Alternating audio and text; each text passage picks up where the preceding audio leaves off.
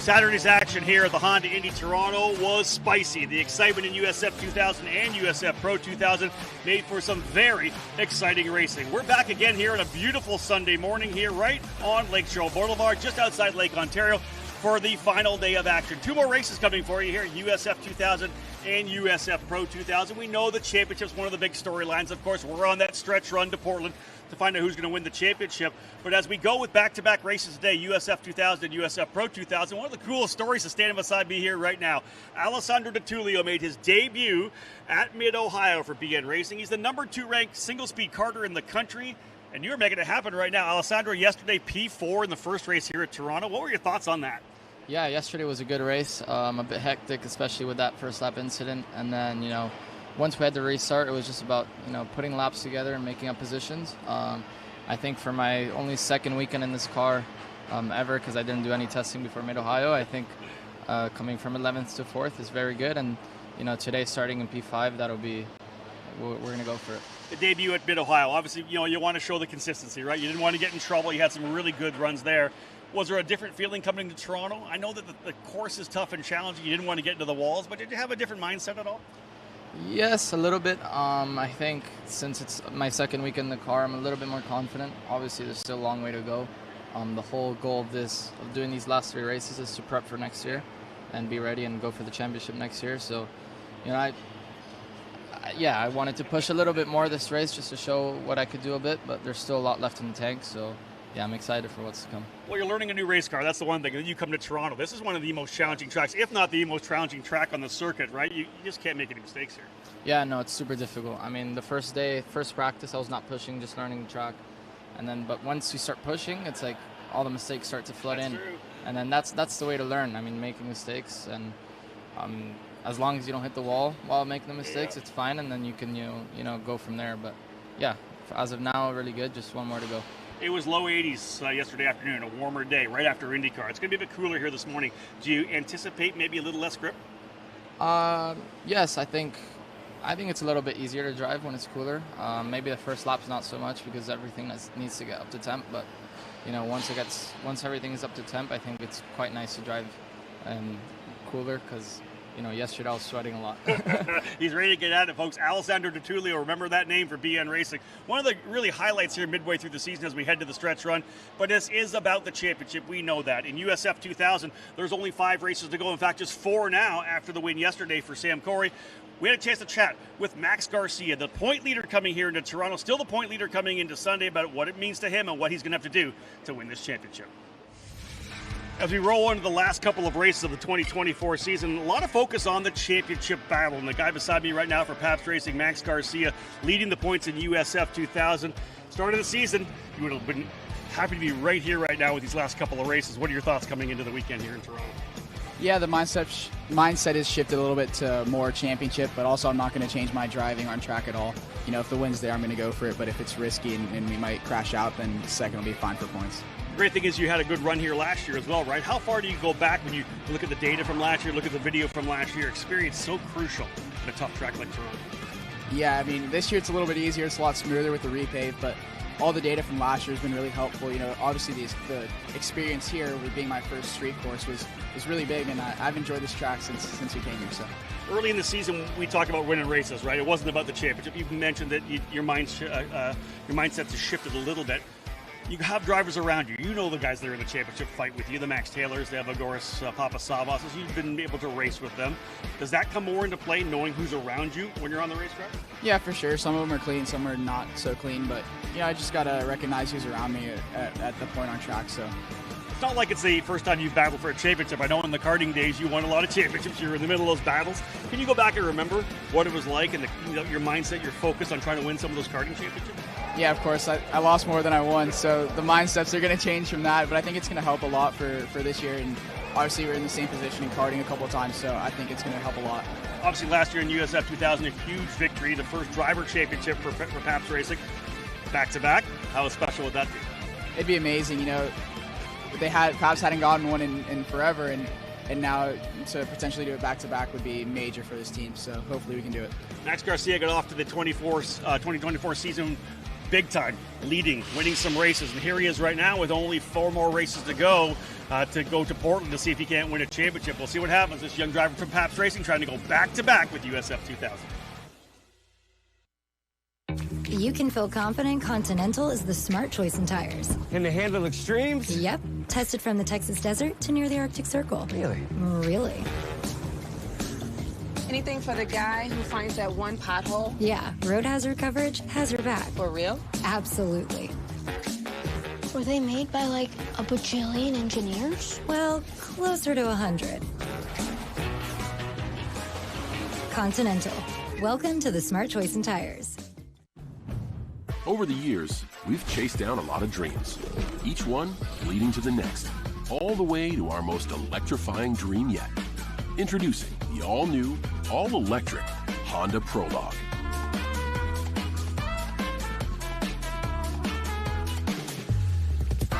Made to inspire the newest generation of dreamers so they can make their dreams a reality. The all-new, all-electric Prologue from Honda. The championship most definitely up for grabs here in the USF 2000 Championship presented by Continental Tire, and we are back for a morning's worth of racing here on the streets of Toronto, Ontario, Canada.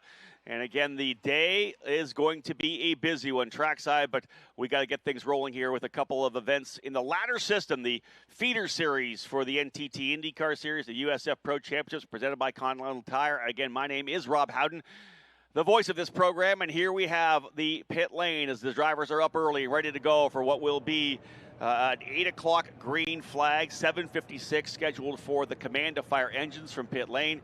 And again, 17 drivers in USF Pro 2000, 20 here in USF 2000. Trackside 67 degrees, a little bit of cloud cover here today. Those of you who were watching yesterday saw beautiful blue skies and sun, but cloud cover and actually a couple of sprinkles of moisture here early in the morning as well. Hopefully that won't continue and affect our racing here today. Again, my name is Rob Howden, joined by the voice of this event, Todd Lewis as well joining me. We'll bring them in a couple bits here. We also have Ayrton Hauk from DC Autosport, a driver who is 10th place in points right now in USF 2000. A little bit of a budget issue, not able to make it here to Toronto, but hopefully we'll be racing again when we cap off the season in Portland. Let's have a look at the 20 drivers getting set to go. Then we'll have a chat with my fellow booth mates here, starting at the tail of the field on row number 10. A couple of D-Force racing drivers. Lucas Facuri, the Brazilian rookie, on the outside in the number 10 machine. Alongside him, his teammate Maxwell Jameson in the number 12. Row 9 will have another D-Force racing driver, Brady Golan out of Texas, the rookie in the number 18, starting 18th position. Alongside him, Ayrton's teammate at DC Autosport, Carson Etter out of California in the number 57. Up now to row number 8 on the outside, the rookie Jace Bacon out of Arizona for Jay Howard Driver Development. A significant hit yesterday morning in qualifying coming out of turn number 10. The team putting that car back together to get Jace back on the racetrack here. He will start in the 16th spot alongside a driver has been very impressive here this weekend. He was running up in the top 10 strongly, but an incident yesterday put Eddie Beswick in the wall. He and the pole sitter for today, Liam McNeely, involved in that incident. Beswick's going to start down in 15th position in the exclusive Autosport Corp number 92. So I think he'll be a driver to watch working his way forward in that metallic raspberry machine. He'll start 15th, but I watch for him to get into the top 10 pretty quickly. Row number 7, Michael Costello in the number 8 for Jay Howard Driver Development. Not been a great weekend for him, but he does have a lot of pace, and I expect him in the top 10 as well. And a driver who has been able to work his way forward, that is Nicholas Giafoni. He was 6th yesterday. Giafoni, last year's USF Juniors champion in the number 1 for D-Force Racing, starting in the 13th spot. Row number 6 on the outside, coming off a podium finish in the final race of a triple header at Mid-Ohio just 2 weeks ago. Thomas Schrag from VRD Racing in the number 2 will start in 12th. Alongside him, Joey Brienza from Colorado, now living in Indiana. Joey Brienza, the rookie for Exclusive Autosport in the number 91. Brienza still in the championship fight. Up into the top 10 right now, Hudson Schwartz will start on the outside of row number 5 for Pabst Racing, the Virginia driver, the number 22, starting in the 10th spot, coming off a 7th place finish yesterday. And he'll be launching alongside G3 Argyros out of California, the number 63 for Jay Howard Driver Development. Row number 4, a couple drivers still in the championship fight, and that is Elliot Cox and Max Taylor. Cox in the 67, the Stars and Stripes machine for Sarah Fisher Hartman Racing Development will start 8th. And on the inside, Max Taylor coming here 3rd place place in points, just 41 markers behind your championship leader, Taylor, out of Hoboken, New Jersey, in the number 3, starting in 7th. Row number 3 will have Evan Cooley, a strong 4th place yesterday for the full-timer from USF Juniors, the first level of the USF Pro Championships. Cooley out of Illinois for Exclusive Autosport had a strong run yesterday. He'll start 6th today. And alongside him, Quinn Armstrong, trying to work his way into the top 10 in points, currently in the 11th spot. The Australian driver in that number 11 for D-Force Racing will start P5. This driver here, Sam Corey, joined me in the booth yesterday for the USF Pro 2000 race, fresh off a victory in race number 1.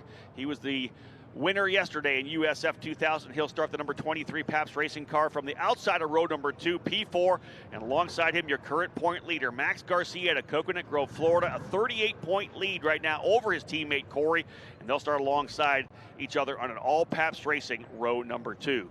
20 drivers in the field, 2 on the front row, both Jay Howard driver development. They lock out the front row for race number 2. It's Evagoras Papasavas out of Ohio in the number 6 machine, rolling in here 4th place in points, 71 markers back. He has got to finish in front of Max Garcia if he wants to keep himself in the championship fight when we head to Portland in about a month's time. Papasavas coming off the win at Mid-Ohio in the number 6 machine. He'll start 2nd. But this driver here is super impressive. Currently 2nd in the USF Juniors program, was a winner at Mid-Ohio in that category. Liam McNeely out of England for Jay Howard driver development in that number 9 machine, on the pole in his debut weekend here in USF 2000. Big things to come for this British driver when he moves to USF 2000 full-time in 2025. But testing the waters here in Toronto, it'll be McNeely and Papasavas on row number 1. Garcia and Corey will be row 2. Armstrong and Cooley row 3. Taylor alongside Cox on row 4. Argyros and Schwartz row 5. Brienza and Schrag on row number 6. Giafoni and Costello on row number 7. Beswick alongside Bacon on row 8. Eder and Goal on row 9. And Jameson and Fakuri on row number 10. 20 drivers getting set to go, all of them in Tatis chassis, all with Continental tires, all with Elite engines, and it's time to bring those engines to life. Folks, to get things underway, the command to start engines, one of our guests from USF Pro Championships, Terrence Sasser. Start your engines! And there you have it. The call to fire the engines. There is Liam McNeely right there, the rookie in USF 2000, but one of the front runners for the championship in USF Juniors, looking to try to see if he can't come away with that huge scholarship to be able to move his way up. Over $285,000 of scholarship McNeely is chasing with that championship to move to USF 2000 in 2025. Again, McNeely and Papasavas, the Jay Howard driver development car, starting on the front row. Let's bring in our expert analyst here right now. He's been driving in this series throughout the year. Budget issues kept him off the track here in Toronto, but from DC Autosport, Ayrton Hauk. Ayrton, thank you so much for joining us first and being with us here this morning for a couple of races. But hey, listen, you may not be on the track here, but you raced at St. Petersburg. Street circuits are not easy. No, they are not, Robin. Yeah, thank you for having me. You really have to just keep your nose clean out here. We saw in the opening lap a lot of people getting together down into 3, and even throughout the race, after the cars kind of got spread out, people were still bumping and banging. About 5 to 6 cars didn't even make the end of the race, so keeping your nose clean, staying on the lead lap will definitely be an amazing finish. How crucial is it to get enough heat in these tires? You can see these guys aggressively working the tires. A couple of guys here have stickers. I know you got to weave back and forth. You're trying to warm the brakes up as well. How crucial is it getting tire temp in for the opening lap? Especially on these street courses, these guys are the first ones out here, and unlike these prepped racetracks that we've been to before, this is a road that any other car goes and drives on. So there's going to be lots of dirt, lots of leaves out there. These first cars out. The most temp that you can get in your tires, the better it's going to be coming to that green flag. And I'm glad you brought up those stickers. Something that I like to do is leave the stickers on my tires. That way I have a visual representation of when I get those stickers rubbed off. I kind of know when my tires are going to be ready to go. Let's bring in Todd Lewis, the voice of this Ontario Honda Dealers Indy Toronto. Todd, you got a lot of work to be doing here this weekend. There's lots of racing, but a great way to kick things off here with USF 2000. Super exciting race yesterday. Congratulations to Sam Corey on the victory. Interesting to see how this start of the race shakes out with both Max Garcia, the championship leader, and Sam Corey, the driver that's chasing him, both starting on the second row. Want to gain as much position as you can. Start and restarts are the best opportunities to do that. Let's see how they come through corner 1. Yesterday's race, 12:40 in the afternoon, 81 degrees was the track temperature. It is now 67, or there was the actual ambient temperature, 67 ambient right now, significantly cooler than it was yesterday. You watch the drivers coming out of turn number 7. These cars were still skating around. They hadn't got a lot of heat into the tires. It was cooler last night, although it is the high summer here in Toronto. We were looking at temperatures in like the low 60s last night. Being told that the pace car is going to stay out for one more lap. A little bit of a mist around the racetrack. I talked about the sprinkles as we waited to go green here, get things underway. So one more lap under the safety car. Aaron, that's actually probably going to be a good thing. We saw how the drivers were kind of skating around a bit in 7. One more lap to get more heat in the tires, more heat in the brakes. Maybe lower the opportunity of an issue in turn number 1.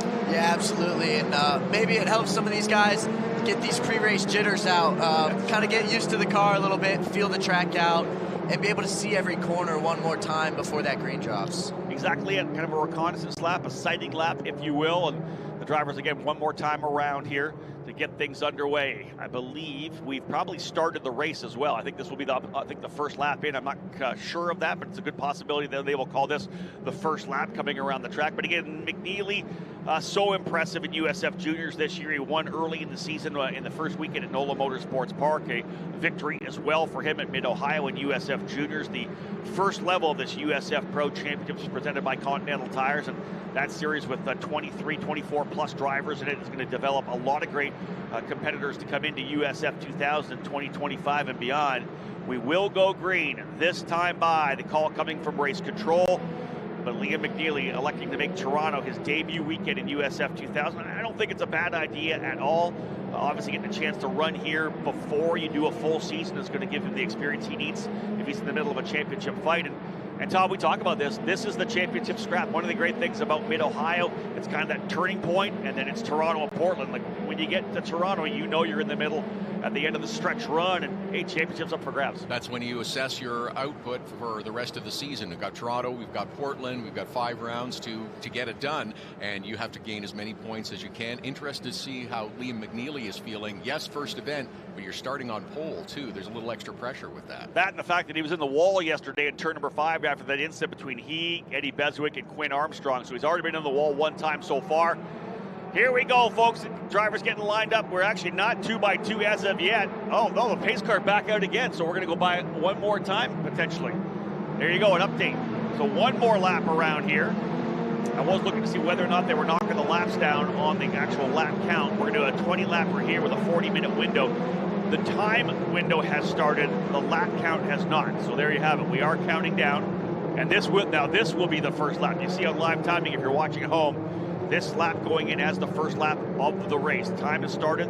First lap in the books is another lap around, as I believe race control likely in full contact with the pace car driver. And again, you'll see that Honda Civic Type R, beautiful hot rod, as our official pace car of the USF Pro Championships. And indeed, getting it around the track. And again, the radio control between race control and the driver of that pace car, getting a feel, hey, what are you feeling out there? Are we getting any kind of moisture on the windshield at all?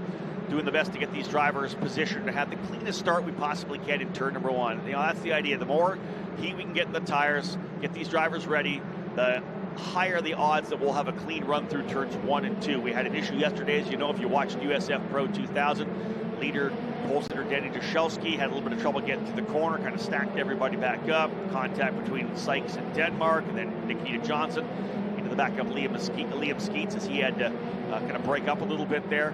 Hopefully we'll have a clean start here for the USF 2000 drivers. Again, middle rung of a 3-ladder program. USF Juniors, USF 2000, USF Pro 2000, and this program all designed to deliver drivers into the Indy Next Series. And I think if you look at how Indy Next has grown, it's 80% USF Pro 2000 graduates.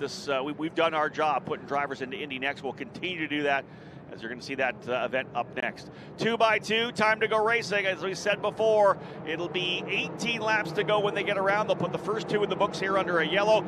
All Jay Howard, driver development, front row. McNeely on the inside, Papa Savas on the outside. Time to kick off a race day here in Toronto. Out of turn number 11. Everybody lined up nicely, waiting for it. We got it. Green, green, green. 4-5 wide at the tail of the field. Here they come down into turn number 1. Down the bottom, very tight. Couple drivers getting through. One driver having to take a cutoff. They went through, weren't able to make the corner. There's a full cutoff in turn 1 where you come all the way back out the other side. And that one driver you see there having to come out the escape route. Down they come on the straightaway here. I wonder if that might have been Thomas Schrag, I think, had to take the escape route in turn number 1. And keep him out of some chaos. Here's the first run into turn number 1. Side by side for third for the Paps cars. Otherwise, people looking good here now. You got to give each other room. The respect level has to be high here on the opening lap, although it is a great opportunity to make an overtake. Everybody's settling in. You see the driver sliding here, still on kind of cold tires. One driver has a G3 Argyros, I believe, slow out of 5. So one of the Jay Howard cars has been slow out of turn number 5, the 63 of Argyros. There's a wing on one of our D-Force drivers. Here's a move to the inside as well. That is Hudson Schwartz going to the inside of Elliott Cox. So Schwartz will grab a spot as well. We'll give you a full field rundown when they come back around. There's Thomas Schrag in that number 2. Had to take the escape route of turn number 1. Checked up first time at speed through turn number 11. The driver's giving himself a little bit more room on the outside of the racetrack. Foot and a half, some even a little more careful coming through. But Evagor's Papasavas has gone to P1. I talked about the fact that he essentially needed a victory to keep himself in the championship fight, and he is leading right now. Liam McNeely into second. Garcia runs in third. Fourth, Sam Corey. Fifth, Evan Cooley. Sixth spot, Quinn Armstrong. Seventh, Hudson Schwartz able to get by Elliott Cox. Ninth is Michael Costello and Max Taylor in the championship fight as well, all the way down into the 10th position. Issues early for Thomas Schrag and G3 Argyros. So the opening lap in the books. Now the drivers have the heat in the tires that they need. They're going to go to work at it here. You see the fights that will start developing throughout the race. Ayrton Howe from DC Autosport joining us here. Ayrton, what do you think about those first couple laps? Pretty clean. Yeah, very clean. It was great to see these guys all get through the first 2 laps now under green flag conditions. I'm not quite sure what caused Thomas to go off in turn 1 there, but unfortunate for him. He's been quick all weekend. And running at the back of the pack at this street course is going to be tough to pass all these guys back up under green. He's probably hoping for a yellow, maybe a restart, get a couple passes down. But Evan Cooley, what a weekend for him. Okay. You know, second weekend in the USF car, coming up from the juniors class, running up in the top 5 both races now. Really good to see that kid up there. No doubt about it. Evan Cooley, as he had mentioned, one of our full-timers in the USF Juniors program, made his debut at the Indianapolis Motor Speedway road course back in May in USF 2000. Promptly put the car on the pole position, and a podium as well, and almost had a race win in race number 2 there after contact, although contact with Nico Christodoulou put him out in turn number 1. Nonetheless, Cooley is a guy that we'll be watching next year in USF 2000. Big brake lock up there. That's from Cooley coming down into the end of the straightaway to turn number 3. Got deep on the brakes. Again, we're watching drivers moving forward. Eddie Beswick, another driver I said to keep an eye on. Beswick started back in 15th position. He's already up to 12th. So +3 early for Eddie Beswick. Been taking his time.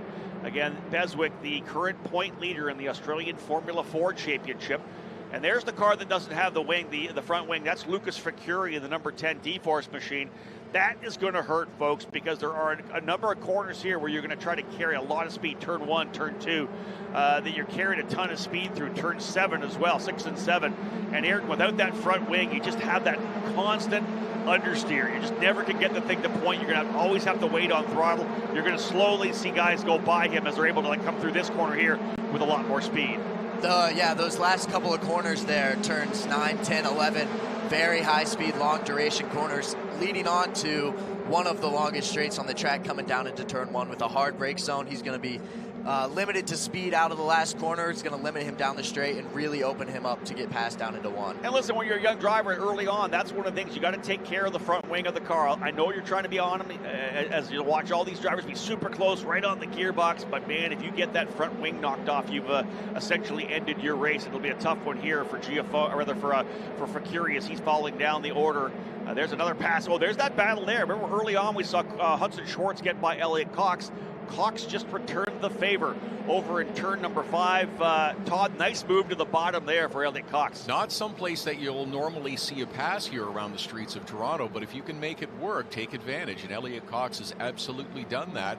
Interested to see what happens at the front of the field. Evagor's Papasava seems to be skating away just a little bit from pole sitter Liam McNeely. McNeely. And I also wondered how much conversation there was about the start of this race. Oh, just had one tag the wall. That is a point leader. Garcia tagged the wall. A couple of drivers got pretty loose coming through there. A big tank slapper for Liam McNeely, and then Garcia white side of the tires coming out of turn number 11. It's caught a lot of drivers out over the last couple of years since the kind of reworking of those last couple of corners, Todd. He got a little wide. That is not what you want to see if you're the fans and the crew of the current point leader. Sam Corey, yesterday's winner, had just gotten around Max Garcia the lap before. Evagor's Papasavas also chasing him in the championship out front. You wonder if Max Garcia is thinking, all right, they're in front of me, but if I can make up a little ground, I don't want to let them get too far ahead of me. I want to keep this championship really close and not lose as many points as I have to. This scrap right now is getting a little bit hectic, and that is Cox, the three of Max Taylor, Hudson Schwartz, and Michael Costello. That got super close. Schwartz tried to get to the inside of Cox coming to turn number 3. Elliott didn't give it up. They had more contact coming out of 4. That allowed Max Taylor to get in there. Remember, Max currently sitting 3rd place in points, 41 markers behind. And look at this. This is an elbows up fight right now. Costello able to get by as well. And here comes Eddie Beswick from 11th. He's trying to come up to make it a fight here as well. So the scrap happening deeper in the field. We're seeing the fight between Sam Corey and Max Garcia. We're seeing scraps between Cox, Schwartz, Taylor, and Costello. This is good stuff here. And early on in the run, remember, a 20-lapper. This is only working lap number 8 right now. Lap 8 working.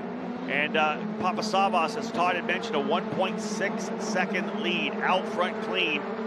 Aaron, you get a chance to do a bunch of F1600 racing as well. We've seen a couple of drivers. Saw it yesterday with Simon Sykes. When he gets out into the lead, veteran drivers often able to pull away. You've done it many times when you get out front. It's harder in an F1600 car, as we know, with the draft.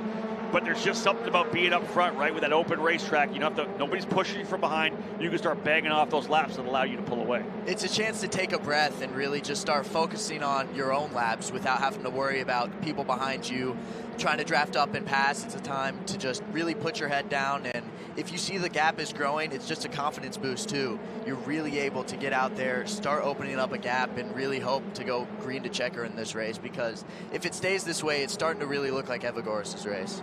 Heck of a drive right now as well for Max Taylor. He's been able to get by both Schwartz and now Elliott Cox. So Max Taylor now up into 7th position. Remember, he's thinking championship as well. He's your USF Juniors championship point leader right now is Max Taylor, trying to see if he can't get on the podium at the end of the season, the championship for both of these series. Right now, currently 3rd in points, but again, Garcia's got him by a couple of spots on the racetrack, looking to expand his lead over Taylor, but Corey's in front, as is Papasavas. Evagor 71 points back. He needs this victory to keep himself in championship contention. That's a 63, or is that, I thought that might have been Argyros potentially having a bit of an issue there.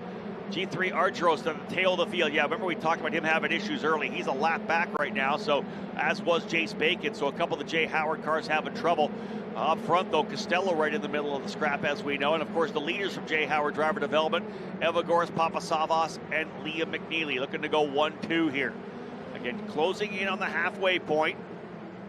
Here's the two drivers here on top of each other. Good scrap further back as well. I want to say that might be... I think Argyros in the middle of that fight. Yeah, there was 3 cars there. Argyros is I think pulled through. I want to say he, as we talked him slowing on the backstretch there, coming into turn number 3, I think he allowed his teammates to get by as he was slow. They may call to bring him in. We'll see how it all plays out, but nonetheless, Papasavas and McNeely still running up front. The gap was a lot larger, over 1.3 seconds at a time. McNeely's closed back up, Todd. A half a second he gained on that last lap. Less than a second now, McNeely behind Papasavas. Wonder if some of that has to do with Argyros and navigating their way around through the back part of the circuit. We'll see if Evagor's Papasavas can stretch that lead out a little bit ahead of Liam McNeely. Sam Corey, Max Garcia, and Evan Cooley, as Ayrton mentioned, is having a good run up to 5th now. Yeah, Cooley's right on the gearbox right now. Max Garcia as well. 4th yesterday for Cooley, and it's interesting, right? 4th is a great finish, but 4th is also almost the podium. So 5th is almost better than 4th because, hey, I got a top 5. But when you're 4th there, you know that you're so close to getting that podium. You want to keep the celebration going. You don't want to drive straight back to the paddock. You want to stop up here and get a chance to be in victory lane. Yeah, it's definitely just one away. You really want that podium, and just like you said, sometimes the 5th place feels a little better than the 4th. For points-wise, though, you want those P4s, whatever you can do to get those consistent races. We've seen this angle here coming out of turn number 11. We've seen a number of drivers have big tank slappers way wide. You see how much corner speed they're trying to bring out there. Aaron talked about that's a quick corner. You really need that front wing. This is where Lucas Facuri had so much trouble. But you watch these drivers kind of slide and then bite it back in, try to get a bit more wheel in it and stay out of the wall. We saw Max Garcia tap that wall at one point and still holding on to P4. The damage, I'm sure, holding on right now. But I guarantee you those on the sidelines, Todd, are wondering how hard that hit was. They saw it on the big screen, and you wonder whether or not a part could fail. Exactly. You're at the midpoint of the race now, and we've gone a few laps. Everything seems to be okay, but is it just taking the stress lap after lap, and are we going to feel the effects of that later on? Is that something that sits in the back of your mind? Ayrton, if you're a driver and you've done that, you have to put that out of your mind, I'm sure, and focus forward, but you know it's there.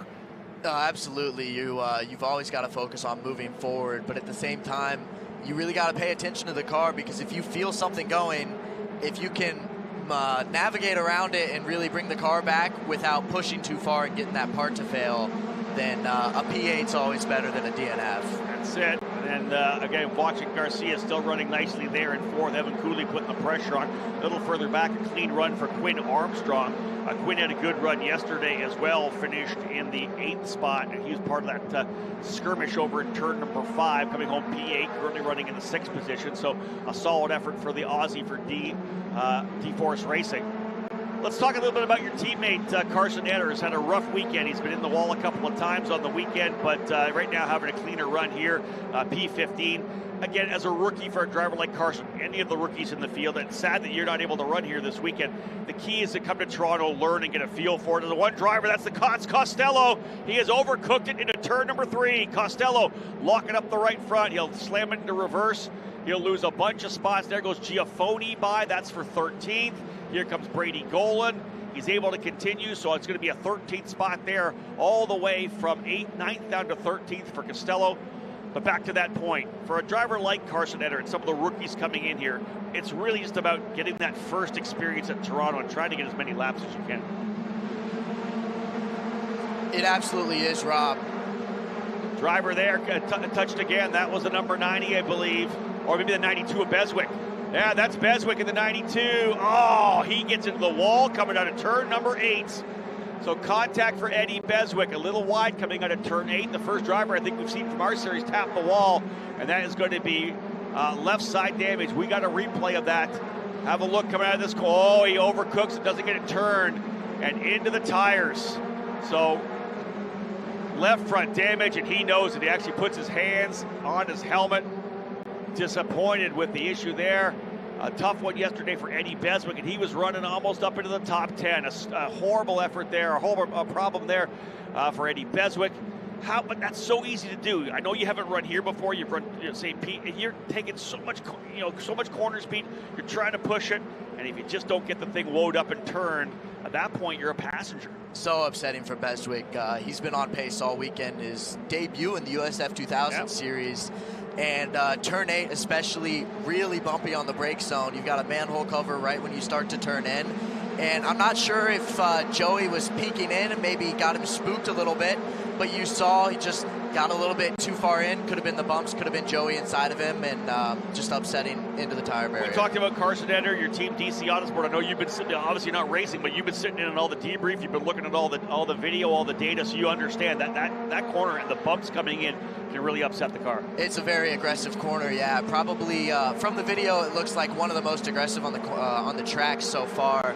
And just upsetting 2 DNFs now for Beswick, and really high hopes for him. I got a chance to race against him in 1600. Really great kid, and he was really good on pace this weekend. So hopefully it'd be great to see him back in the car at Portland. Yeah, either Portland. I think he might be back in Australia for the remainder of the series there. But I hope we see Eddie Beswick full time in 2025. That's a kid I think would be a very impressive driver. Oh, there's contact there. Someone got into the wall. I think come out of the corner. Watch to see if there's issue here. Yeah, that's it. Look at the problem here. That is Cooley. Cooley's got some issues as well. He's trying to hold on to it. Look at the left. Oh, look at the right rear or left rear. He gets into the wall coming out of turn number 7. That is back-to-back exclusive Autosport cars from inside the top 10. Beswick had just got to 10th, and Cooley was running P5. Pushing hard, wide on the exit of turn number 7, tagged the wall. Left rear suspension damage. Luckily, and maybe to his credit, being able to bring it back without wrecking the car coming back in. He gets to pit lane. But that's going to bring a couple drivers up into the top 10. That's going to put Brienza up into 9th, and Nicholas Giaffoni will now go into the top 10. Giaffoni staying out of trouble and will inherit a couple of spots after drivers in front have had issues. Watch this scrap here right now, folks. That's the top 4 drivers. They are lining up. That's Papasavas, McNeely, Corey, and Garcia. And the fight is on right now. McNeely actually really perfectly positioned in terms of Jay Howard and Papasavas trying to get himself closer to the championship. He's got to run him blocker to a certain extent right now. Todd, he wants his own top finish, but right now Papasavas with a victory with, 6 laps remaining. This is working good right now. Again, Garcia tried to go to work on his teammate. Oh, yeah, it's been interesting to watch those two. The gap has remained fairly steady. It's about a half a second now between the leader, Evagor's Papasavas, and Liam McNeely. And I mentioned how much they may have talked about the start and those team orders, so to speak. And now I'm sure there's a lot of communication going on with Sam Corey and Max Garcia right behind them. He's not necessarily trying to block, but he's not also not going to wave them by to chase down his teammate. Yeah, he is not going to make it easy at all. Again, he wants to be on the podium as well. Even though he's got these 2 championship contenders behind him, he knows that Evagor's Papasavas, his teammate up front, needs a win to get back into the fight. Garcia still holding on strongly to a P4 result right now. Max Taylor back in 6th. Taylor will lose a bit of ground. Remember, it's a triple header when we head to Portland, so 99 points still up for grabs in Portland. That's a great fight here right now between Quinn Armstrong and Max Taylor. Taylor trying to see if he can't minimize the damage here and not fall too far back. He's 41 points back coming in. Doesn't want to lose too many. As I said, 99 points up for grabs at the triple header in Portland, so there's still a lot of points still to be earned when we get to the finale weekend on the Pacific Northwest. This is a great scrap right now. Again, that is for 5th and 6th between Armstrong and Taylor. I love the fact that the top 4 drivers essentially nose to tail. Look at this, 5 laps remaining. We're going to have a good old-fashioned Donnybrook up here in Canada. Gloves will be off over these last couple of laps, and away we go. And I don't mean boxing gloves, Todd. I'm talking hockey gloves. Of course. We're having a scrap It's here. a scrap. That's it. And again, further back, Elliot Cox all by himself in the 7th spot. Same goes for Hudson Schwartz. Same goes for Joey Brienza. Outside these battles up front in the top 6, everybody kind of running by themselves on the racetrack. So we're going to be able to focus on this lead group right now. There they are. Oh, there's a lockup for McNeely. Right front, coming down to the braking zone. Taylor going to throw it to the bottom. He gets to the inside. Armstrong going to try to fight him back side by side through turn number 4. Book it. He is through. A 2-corner pass, and Taylor goes to P5. Ayrton, what do you think about that one? A big aggressive move to the inside. Elbows were definitely out on that one. Max Taylor were really going deep into turn 3 there. I'm glad they were able to have a little bit of contact, but nothing really came out of it. Just good elbows out racing down into 3, and Taylor was definitely wanting to get up. Maybe he can start to close the gap up to Quinn Armstrong there and see if he can get that top 4 fight into a top 5 fight. Oh, there's a wreck there. Someone had trouble in turn 10. Hard wreck, I believe, into turn number 10. Yeah, there it is. Big wreck in 10. And that's going to bring out the yellow, and I think this is probably the end of the race, folks. There's only 3 laps to go. Big impact, a driver coming out of turn number 10. I don't know if they caught the inside or what, but that was a hard shunt to the outside of the corner. I want to say that we're going to have a look at this again. I'm trying to figure out which driver that is. We are going to have a look at this, folks. We have a replay of it. Watch them coming through here. That might have been Quinn Armstrong. Coming to the corner, big slide, and bam, hard impact for Quinn Armstrong in the number 11. That is such a tough complex of corners, the 9, 10, 11 complex. You saw coming through there, he's already on the slide like he may have tapped the wall potentially. And that is effectively going to end this one. He was running in the 6th position. That's going to move Elliot Cox to 6th, Hutchin Schwartz up to 7th. Joey Brienza goes to 8th, Nicholas Giaffoni 9th, and after the overcooking on the brakes in turn number 3, Michael Costello going to get elevated back up into the 10th spot. But Quinn Armstrong was having such a good run, a good battle with Max Taylor. He was running easily there in the 6th spot. and he makes hard impact coming out of turn number 10. Let's have another look at that if we can. If we'll ask the guys in the truck to re-rack that, and we'll give a chance for Ayrton to have a look at this. We'll bring our driver analyst in and see if he can't decipher what he thinks might have happened there to Quinn Armstrong. Again, as they come back around, it'll be 2 laps to go. There is no way they're cleaning this thing up, and at this point, I don't think you're going to go red either to hold it. Here it is, Ayrton. Have a look here. Yeah, full slide. Big slide coming out of 10 right there. I think as you're coming through 9, it's a quick left-right switch back, the weight transferring back over as you're turning right. And there's a big bump right in between those 2 corners. Coming through that whole complex, very bumpy. I think he was really just trying to keep up there with Max Taylor after passing, and he could have had a loose car and been sliding around, and that could have been what was keeping Max Taylor up right on his bumper, and could have potentially let Taylor pass him, so he could have been fighting a loose car the whole time and just went a little bit too hard that lap. That's it, right? Just pushed it hard to try to stay up there. We are under full course yellow, and for all intents and purposes, this will be the end of this event, and this is huge in terms of the championship because Evagoras Papasavvas came into this race. 4 races to go. We came into the day here, 3 left, and he was 71 points back. A rough run for Evagoras could have potentially put him over 99 points back. That would have taken him out of contention. This was almost a must-win situation for the young driver for Jay Howard Development from Ohio, and a second victory on the season. We won't call it yet. We're saying final lap up here. So, indeed, Evagoras Papasavvas with a big win. He delivers when counted. His teammate Liam McNeely, the perfect wingman for him as he finishes 1-2. They started on the front row. They end at P1 and P2. Papasavvas from second for the win. McNeely from pole to second. A P2 finish, podium in the debut for the British driver Liam McNeely. He is going to be a force in 2025 for the championship here in USF 2000. Still fighting for the title in USF Juniors, so he may even have the scholarship colors on the car next year. But as they bring it through, I believe they're going to go checkered flag when they come back around here.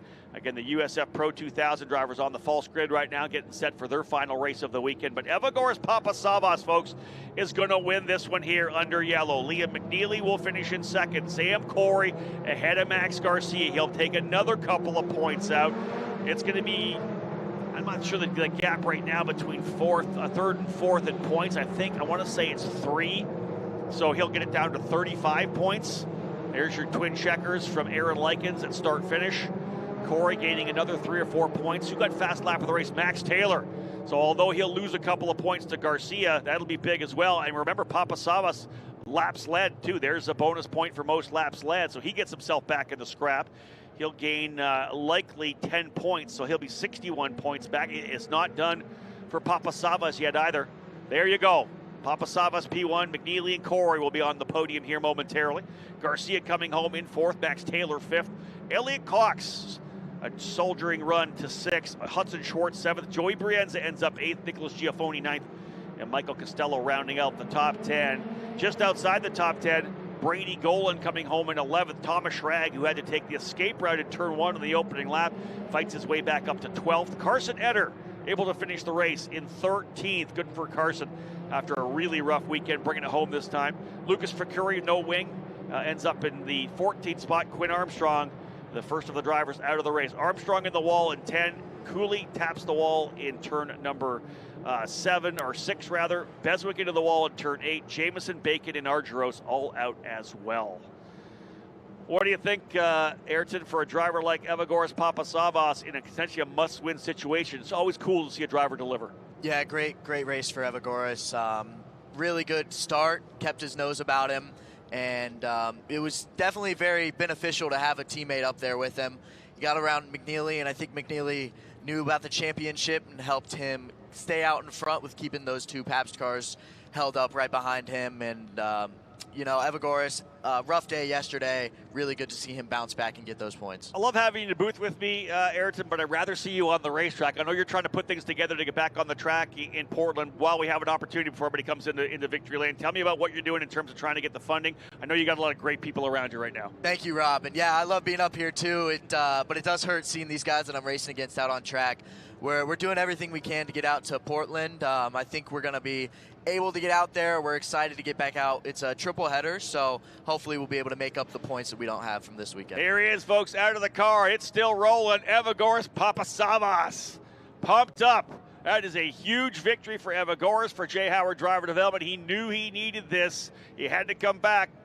Crew coming in to provide their congratulations. Huge for him. Evagoras Papasavas ends up grabbing a victory, a crucial one here. He cuts the point lead. There's Jay Howard right there. He knows how important this is for Evagoras to be in the middle of the fight here.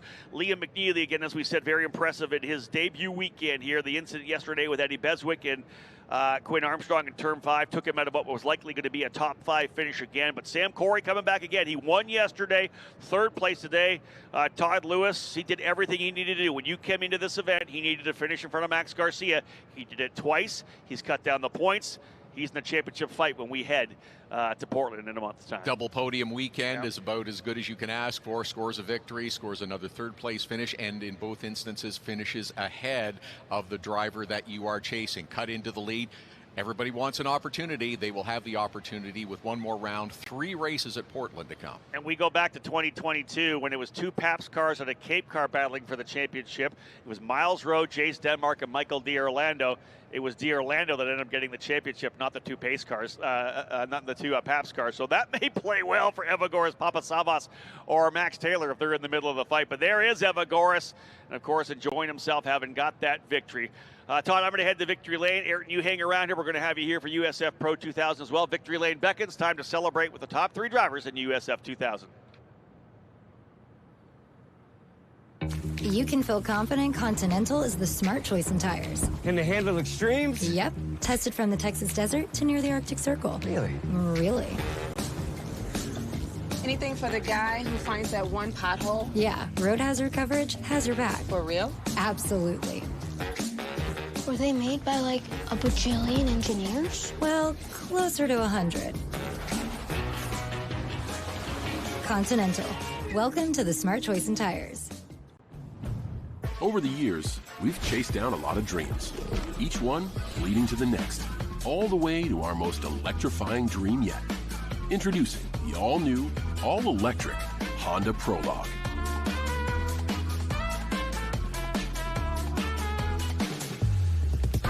Made to inspire the newest generation of dreamers so they can make their dreams a reality. The all-new, all-electric Prologue from Honda.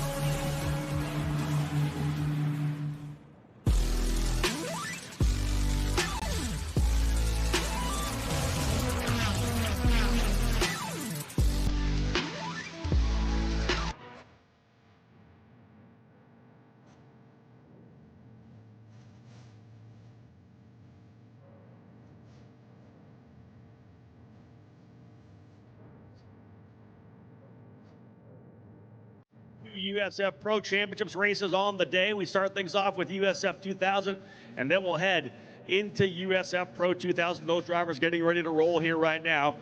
Again, wrapping up a couple of races of the Continental Tire Grand Prix of Toronto. What a great one we had in USF 2000. Not only some great racing, but it also turned things up in terms of the championship with just 3 races still to go in Portland. Let's start with the driver coming home in 3rd, gaining points. He's going to be in a title fight when we get to the Pacific Northwest. 3rd place today in USF 2000 from Pabst Racing, Sam Corey. Back-to-back podiums after a win yesterday. We've got guests from the USF Pro Championships going to help us out passing out some awards here. Tyrone Gord coming in here with the P3 trophy for Sam Corey. And as I said, this championship tightening up. Sam Corey, tremendous job. Big time for Sam to go to P3. Max Garcia finishing in 4th. Still good points for him. He'll have that lead heading to Portland, but it is tighter than it was when we came here to Toronto.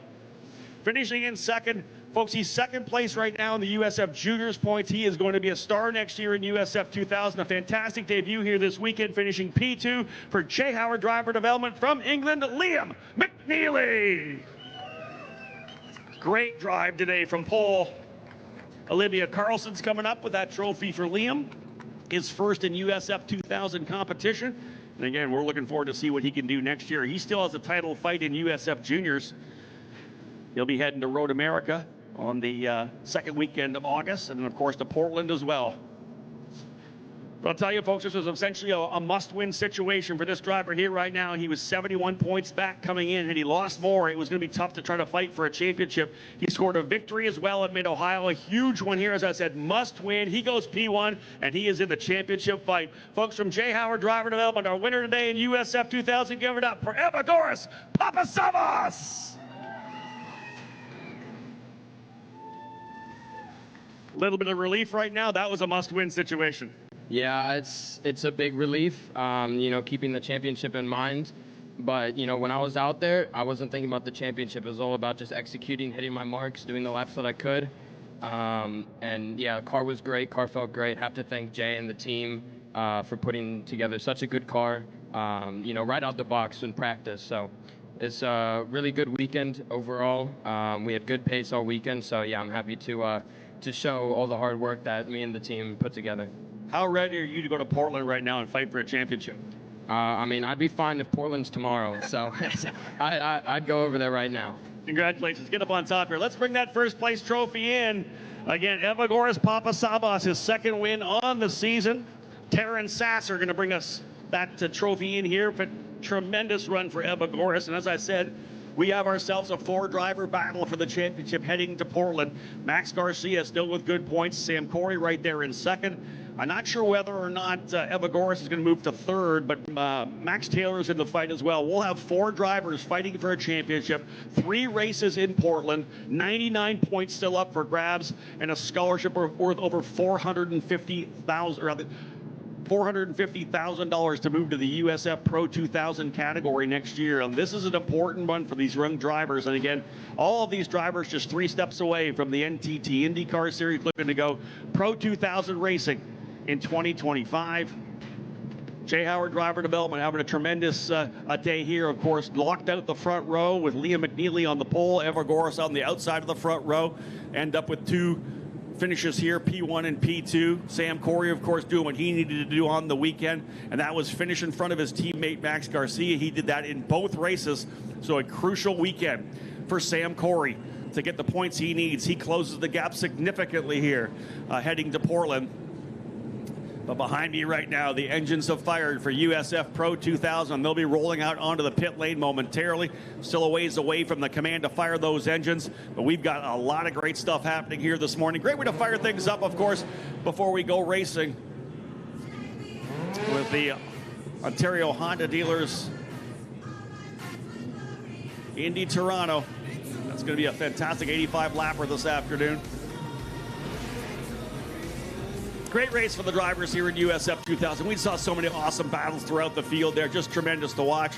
Champagne coming in, folks. This is it. The wrap up the weekend. These guys don't have to wear these suits for a while. Grab the champagne, boys. Grip it and rip it. Evagoras Papasavas winning in Toronto. Race number 2. The championship fired up in a big way. Can't wait to get to Portland. And again, a congratulations to Evagoras for the win. Liam in second, and Sam Corey coming home in third. USF Pro 2000 drivers rolling out to pit lane. We will wait for the time for the command and to head racing with 25 laps of action. You can feel confident Continental is the smart choice in tires. Can they handle extremes? Yep. Tested from the Texas desert to near the Arctic Circle. Really? Really. Anything for the guy who finds that one pothole? Yeah, road hazard coverage has your back. For real? Absolutely. Were they made by like a bajillion engineers? Well, closer to 100. Continental. Welcome to the smart choice in tires. Over the years, we've chased down a lot of dreams, each one leading to the next, all the way to our most electrifying dream yet. Introducing the all-new, all-electric Honda Prologue.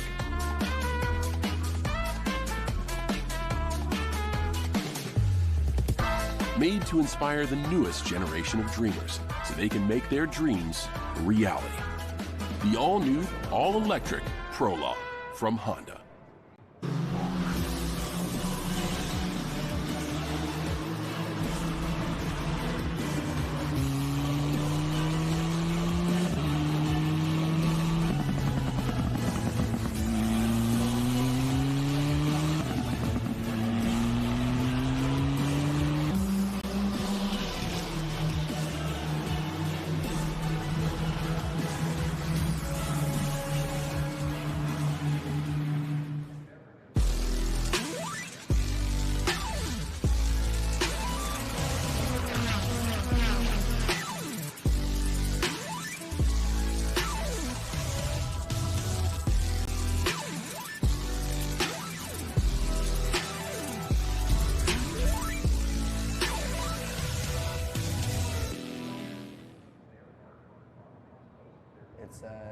fresh start. It's a career's on the line, it's a great chapter. I think everybody's goal is to win a championship. All this year is playing together, making a good championship season out of it. The reason to keep me alive and the reason to keep me pushing. I mean, a lot since I can keep going up the ladder. All those champions and wanted to become part of that list. The drivers are racing aggressive with me, I'll race aggressive with them. The scholarship is incredibly important. It's obviously the goal for every driver. I'm going to rewrite what happened last year in terms of that rivalry with him getting the best of me. When you win a race, it's the best feeling ever. The field is stacked. Hopefully this year we can have good luck. Having the scholarship money to move up next year is really all I'm aiming for.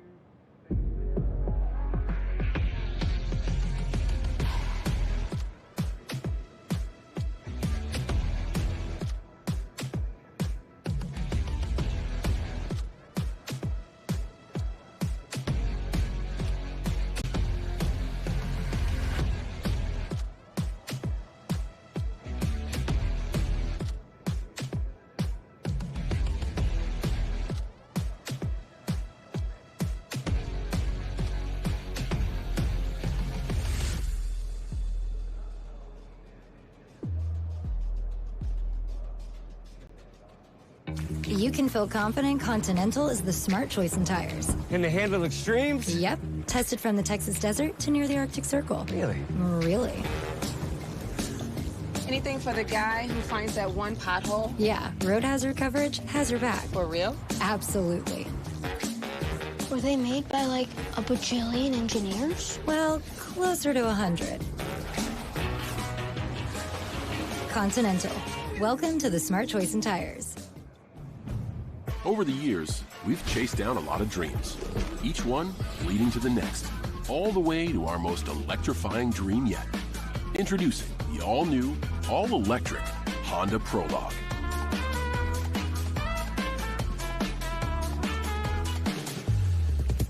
Made to inspire the newest generation of dreamers so they can make their dreams a reality. The all-new, all-electric Prologue from Honda.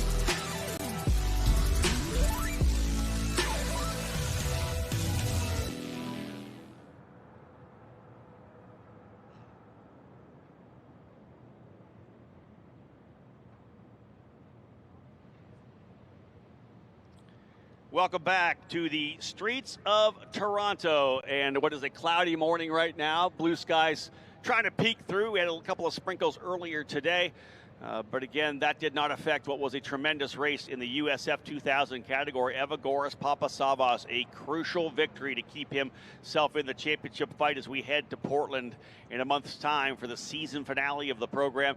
It was some great racing. Obviously, the four drivers up front, nose to tail. We had good battles further back in the pack as well. And indeed, the championship kind of dialing in a little bit here. Sam Corey able to finish in front of his teammate Max Corey. He tightens up the championship there as well.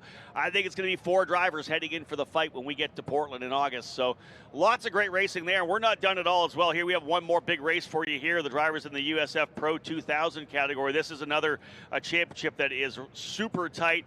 Three drivers still in mathematical opportunity to win championships here. 39 points back for Nikita Johnson in third, 24 back from Jace Denmark in second, but it's Lockie Hughes who is the current point leader coming in to this race here now. Let's have a look at the field here for USF Pro 2000, all part of the Continental Tire Grand Prix of Toronto. 17 drivers set to go. And starting from the tail of the field, driver making his debut here this weekend, qualified fifth for race number one, but struggled a bit in qualifying for race number two. Glenn Van Berlo out of the Netherlands in the number 19 for Pabst Racing. Has got good speed. We'll see what he's able to do working forward from the tail of the field. A much different approach to the race here after getting collected in the incident at the start of race number one. Sean Rashid for VRD Racing, the American in the number 32, will start 16th outside of row number 8. And on the inside, it'll be Logan Adams in the number 21. He moved forward nicely yesterday after struggling with mechanical issues earlier in the weekend. Did have an issue and got into the wall in qualifying. Adams starting in the 15th spot for the Comet Racing Newcastle Motorsports Park Team, the rookie out of Greenfield, Indiana, in the number 21. Row 7 will have Tyke Durst on the outside in the number 33 for Turn 3 Motorsports. He's been getting some solid results in here over the second half of the season. Durst starting on the outside 14th. Inside for D-Force Racing, George Garce Arce, the rookie out of Mexico, in the number 10.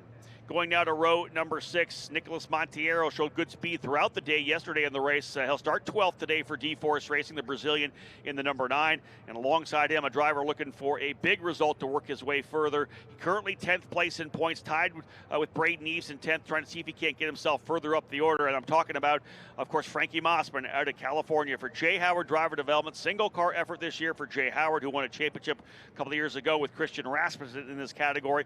Mossman in that number 6, starting in the 11th spot.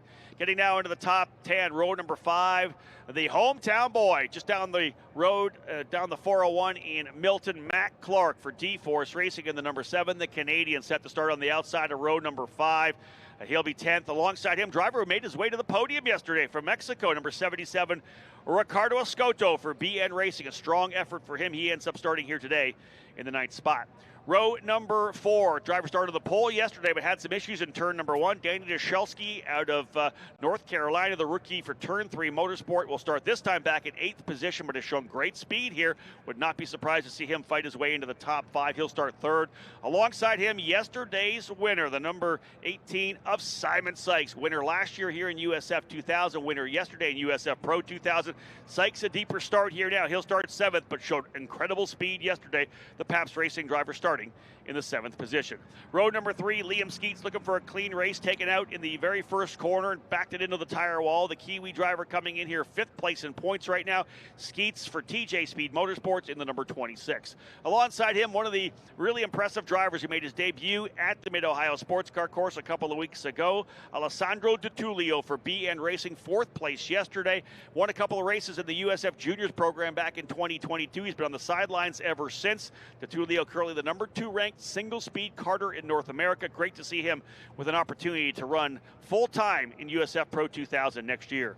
We'll go to row number 2. Fastest driver on the race yesterday had to start deeper in the field. Cooper Becklin out of Portland, Oregon for TJ Speed. This time starting on the outside of row number 2. P4 for Cooper Becklin. He'll be a driver to watch here right now. As I said, the quickest driver yesterday, fast lap of the race, but he'll start alongside a driver currently 2nd place in points. Out of Brownsburg, Indiana, the native of Arizona, Jace Denmark for Pabst Racing in the number 20, looking to close up on Lockie Hughes. 24 markers back coming into today's race.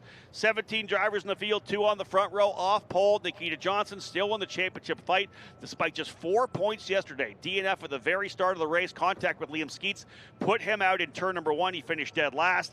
He'll try to recover. 39 points back right now for Nikita Johnson for VRD Racing. 2 wins at Mid-Ohio. He is in the championship fight with just 3 races still to go. But the driver they're all chasing is going to be at the right place at the right time. P1 for Lockie Hughes, the Aussie for Turn 3 Motorsports, on the pole position in the number 44. Your point leader coming in, as I said, swept the weekend at Road America. He is looking for a big one here today. Hughes and Johnson, row 1. Denmark and Becklin, row 2. DiTullio and Skeets, row 3. Sykes and Dzelski on row 4. Escoto alongside Clark, row 5. Mossman and Montiero, row 6. Garciarci and Durst will be on row 7. Adams and Rashid, row 8. And Van Berlo by himself on row number 9. Time to get things underway, folks, and joining us, one of our guests from Continental Tire to give the command to fire engines, Tyler Svirk. Drivers, start your engines! I like it. A bit of gusto here on a Sunday morning. You can see the cloud cover in the back, but we do have blue sky starting to poke through, and there is Lockie Hughes ready to fire things up. If you're a big company in Australia, see that big white side pod? There should be a name on that. That kid needs a sponsor because he is one of the best drivers in this entire USF Pro Championship. Multiple wins on the season for Lockie Hughes. He was in a championship fight last year at USF 2000. He is a talent for sure. Now living in Carmel, Indiana, looking to try to continue his focus on becoming one of the next NTT IndyCar Series drivers to come out of the USF Pro Championships. 4 here this weekend of the last 6 champions are in IndyCar here in USF Pro 2000. And indeed, Kyle Kirkwood, Renus VK, Stingray Robb, Christian Rasmussen. We got Louis Foster and Miles Rowe, the last 2 champions running in Indy Next. Foster, your leader in the Indy Next series, looking to try to get to IndyCar in 2025. That's what this series does. We, number 1, develop drivers to transition and graduate into Indy Next, and from there, they're on into the IndyCar Series. Joining me in the booth here for this USF Pro 2000 race number 2 in Toronto, we've got DC Autosport driver Ayrton Hauk. Ayrton not able to race here this weekend. I know it hurts, but a good opportunity for you to see the race in different perspectives, so when you're back here in 2025. Absolutely. It's been great sitting in with all the guys on the debriefs and learning the track, because we're definitely going to be coming full force next year and being able to get a grip of kind of how this whole weekend goes down. Todd Lewis, the voice of this Honda Indy Toronto event. Listen, we're just getting things underway. I know you bright and early, you got on the PA at 7:30 this morning. We went racing at 8 o'clock, 1 down. Bunch of racing still to come. 4 more to come, including this USF Pro 2000 series. Interested to see what Lockie Hughes can do from the pole position start today. Spoke with him a couple of days ago prior to things getting going this weekend. He was looking for a good weekend, solidify his position. The focus is on getting that championship, getting that scholarship, and continuing to climb the ladder. But had a little trouble, like many of us have had, getting in here with the traffic the other day. But all good now. He has got clear sailing ahead of him to start this race. USF 2000 put on a fantastic race for us, a great display of driving up front. Evagoras Papasavas has had coming away with the victory, but for these drivers here, actually cleaning up the racetrack a little bit. We put some more rubber down, cleaned it up. Drivers are lining things up. First couple of rows into position. Up comes DiTullio and Skeets to get into their spots. Simon Sykes and Dzelski on row number 4. They'll come through turn number 10. Get the initial field lined up. The drivers further back trying to get up on their horses here to get up as close as they can for the start, coming down into turn number 1. We know it's going to be a wild start. They're lining up nicely. Almost time to go racing. There's Van Berlo. The tail of the field is in position. Time to go racing, and we are at it. Green, green, green. And Van Berlo from the back going to go to the outside. They'll fan 3, 4, 5 wide coming down into turn number 1. That does not look good. Contact in turn 1. One driver into the wall. Make it 2. Simon Sykes involved, I think, as well, potentially. Drivers, more contact further back. Yeah, Sykes has lost the wing. He'll have to bring it into pit lane to get the wing done quickly, but we're underway. They will let them race, despite we have the incident over in turn number 1. They're going to let these guys race likely up over to turn number 8 before we go full course yellow. Big lock up for Van Berlo. He doesn't get in the wall, but he overcooks it coming at the end of the straightaway. Everybody's settling in right now. Wait for the full course yellow as a couple drivers off. One of them is, I believe, Danny Dashelski potentially. Into turn number 1, you saw the contact. They went 3 wide into the corner, being told it's potentially the 3 of Danny Dashelski, and no, the 17 of Nikita Johnson involved as well. So full course yellow, as I said, would come out. It does. There is Johnson right there. Oh, you got to be kidding me. Johnson has not turned a lap yet in a race. Wow, we'll bring them back around. We're actually, so they're going to roll their way around. They're going to roll around here. You saw the quick little red there. That was just an error. We're going yellow, so they will circulate under yellow right now. The AMR IndyCar safety team on the scene very quickly. We will have a look at the replay when we get an opportunity. Lost rear wing there for, I believe, a Scoto. So one of the BN cars lost rear wing. That looks like damage potentially to the left rear. Let's have a look at this. You're going to see mid-pack. Ayrton, you have a big look. You're going to see contact as they come in. They try to go 3 wide. Coming down the inside, there's Liam Skeets thinking about it. Let's see who eventually gets the 3 wide action. Coming down to the inside, Skeets, Becklin. We're good through there still. Here it comes. There's Johnson to the inside. So Johnson's right between Escoto, I believe, or is that? Oh, and then there's Sykes in there as well. That might have been DeTulio. That was a tough start. We'll, of course, watch this again. Let's continue to watch. Here's the end of it. Hughes through cleanly. There's the contact further back, and once you're intertangled, you're along for the ride. And a number of drivers getting caught up. Sykes with nowhere to go. He loses the front wing. Becklin and Skeets, both TJ Speed cars, able to get through cleanly. There's Matt Clark through cleanly as well. There is left front or right front damage. Sykes hard impact into the back of that BN car. That's the 78. That's Alessandro DeTulio. He was involved in that. DeTulio was the driver on the inside of that, Ayrton. Yeah, it looked like there were just 3 cars kind of going for one spot right in front of Simon Sykes there. It looked like the 2 BN guys kind of came into each other and slowed up, and Simon had nowhere to go and just went right over the top of them. And I think we called Nikita Johnson earlier, but it looks like he got away. He might have got clean through, yeah. Through in third. I think it was the 2 BN cars that got up onto each other, unfortunately. The insight that we got coming in from our spotter said it was Nikita Johnson. It actually wasn't Nikita that got through. He was actually we potentially believe into third. So we'll pick this thing back up again. If we can have another look at the replay, we'll let Ayrton Hout from DC Autosport have another good look at it. We had that first run through. It's always nice to see the second when you're kind of realizing what happens. You talked about the fact that 2 drivers got together. Ayrton, let's let you have a look at this and tell me what you think. Yeah, watching that BN car right in front of Simon Sykes, you can see his tires are locked up, his teammate on the outside, and then the turn 3, that might be Dzelski coming down, 3 cars under 1 car spot, and Simon Sykes unfortunately getting over the back. He really had nowhere to go, so really unfortunate for him. Well, here's the remainder of it here. You see the car of Dzelski coming down after the contact. He gets into the tires pretty aggressively. The BN cars are in trouble. It is actually a Scoto, I believe, in the wall, and then here comes the 78 through. Here's, again, Sykes coming. He was literally piggybacking him all the way through the corner, comes back down. It seems to me coming into the corner, we'll get one more shot of this when we get a chance. I think that coming into the corner as they start to transition, it looked to me like the 77 of Escoto started to rotate a little bit. I think he probably had some wheel in it, and the car started to rotate again. If we can have one more look at it, you pick up the 77 of Escoto, Ayrton, because it feels to me like he kind of lost it. You talked about him coming in from the outside. He kind of comes in and watch that car start to rotate. Yeah, absolutely. I think as he sees that hole kind of starting to close, he's adding some brake into it. That weight's really transferring to the nose. He's getting sideways. And Dzelski gets kind of a hip check as we come into this second view. And that's really what sends Dzelski, unfortunately, into the wall pretty aggressively here. And yeah, there he goes. The hip check, you can see him bouncing over into the wall with his front wing following quick behind, and Simon Sykes on the back of DeTulio really just following him all the way through the corner, unfortunately, and that's just an unfortunate circumstance for these guys. Ayrton, great insight there. As you're coming into the corner, you're essentially at that point of the track, you're on the brakes. You're rolled right on the threshold at that point. You're expecting that Escoto with Dzelski coming across the bow from left to right, that he's probably putting more wheel in it. He's already fully locked up on the brakes. Yeah, I think he saw that hole closing up, and all those cars ahead of him, he really had nowhere to go. He's starting to add some wheel to get away from Dzelski as he's adding brake to kind of get out of that closing hole, and more brake and more steering input is never really a good combination. Fantastic insight from Ayrton Hauk, one of our USF 2000 drivers, not able to run here this weekend with budget issues, but we hope to see him back in Portland for DC Autosport.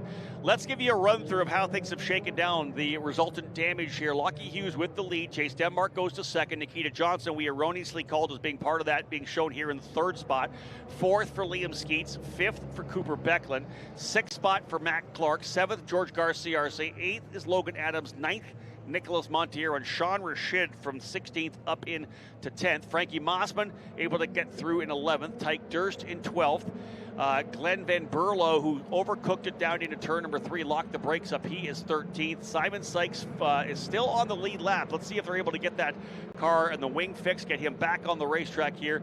DeTulio, Dzelski, and Escoto out from the contact in turn number 1, and we're being told Frankie Mossman potentially a penalty as well. So Frankie Mossman's going to be told to move behind the 33 of Tyke Durst. Race control getting him for blocking, and that was, I know you sat in on it at the drivers meeting, they were very adamant with the rules on blocking. We've had some blocking issues here throughout the season. You're not allowed to move in reaction to another driver, and I think I did see it further back on that lap as they came out of the corner.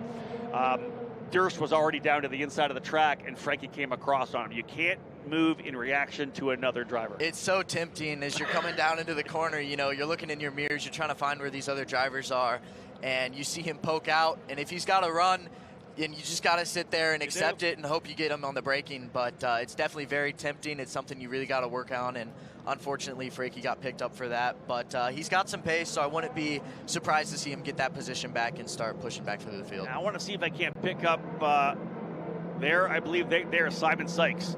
Yeah, so they've got a new wing on the front for Simon Sykes. Watch for, listen, if you're around the racetrack right now, keep an eye on the number 18. Tail the field, Simon Sykes.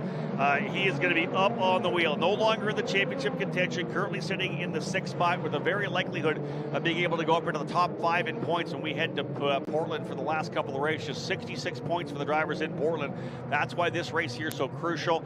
And I'll tell you, I know if you're a Nikita Johnson fan back home, we do apologize. I was given notes that Nikita was the driver involved from our spotters. That was, of course, not the case. We picked that up. Ayrton was able to see him on live timing. And I had said, because he had such a rough run yesterday, got into turn number 1, locked it up, got into the back of Liam Skeets. Everybody had to check up, and it was Johnson and Skeet, the two drivers that really weren't even part of it, who ended up getting the worst of the altercation. Both those drivers not able to finish the opening lap. So I'm glad to see both of those drivers able to get through turn 1 this time. Johnson 3rd, Skeets in the 4th spot, and Cooper Becklin cleaning green through as well. So we're going to go green, I believe, this next time by. It'll be 5 laps in, 20 laps still to go.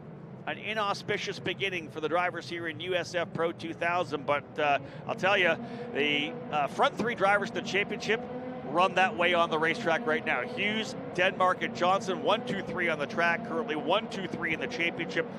Denmark 24 points back. Johnson 39 points back.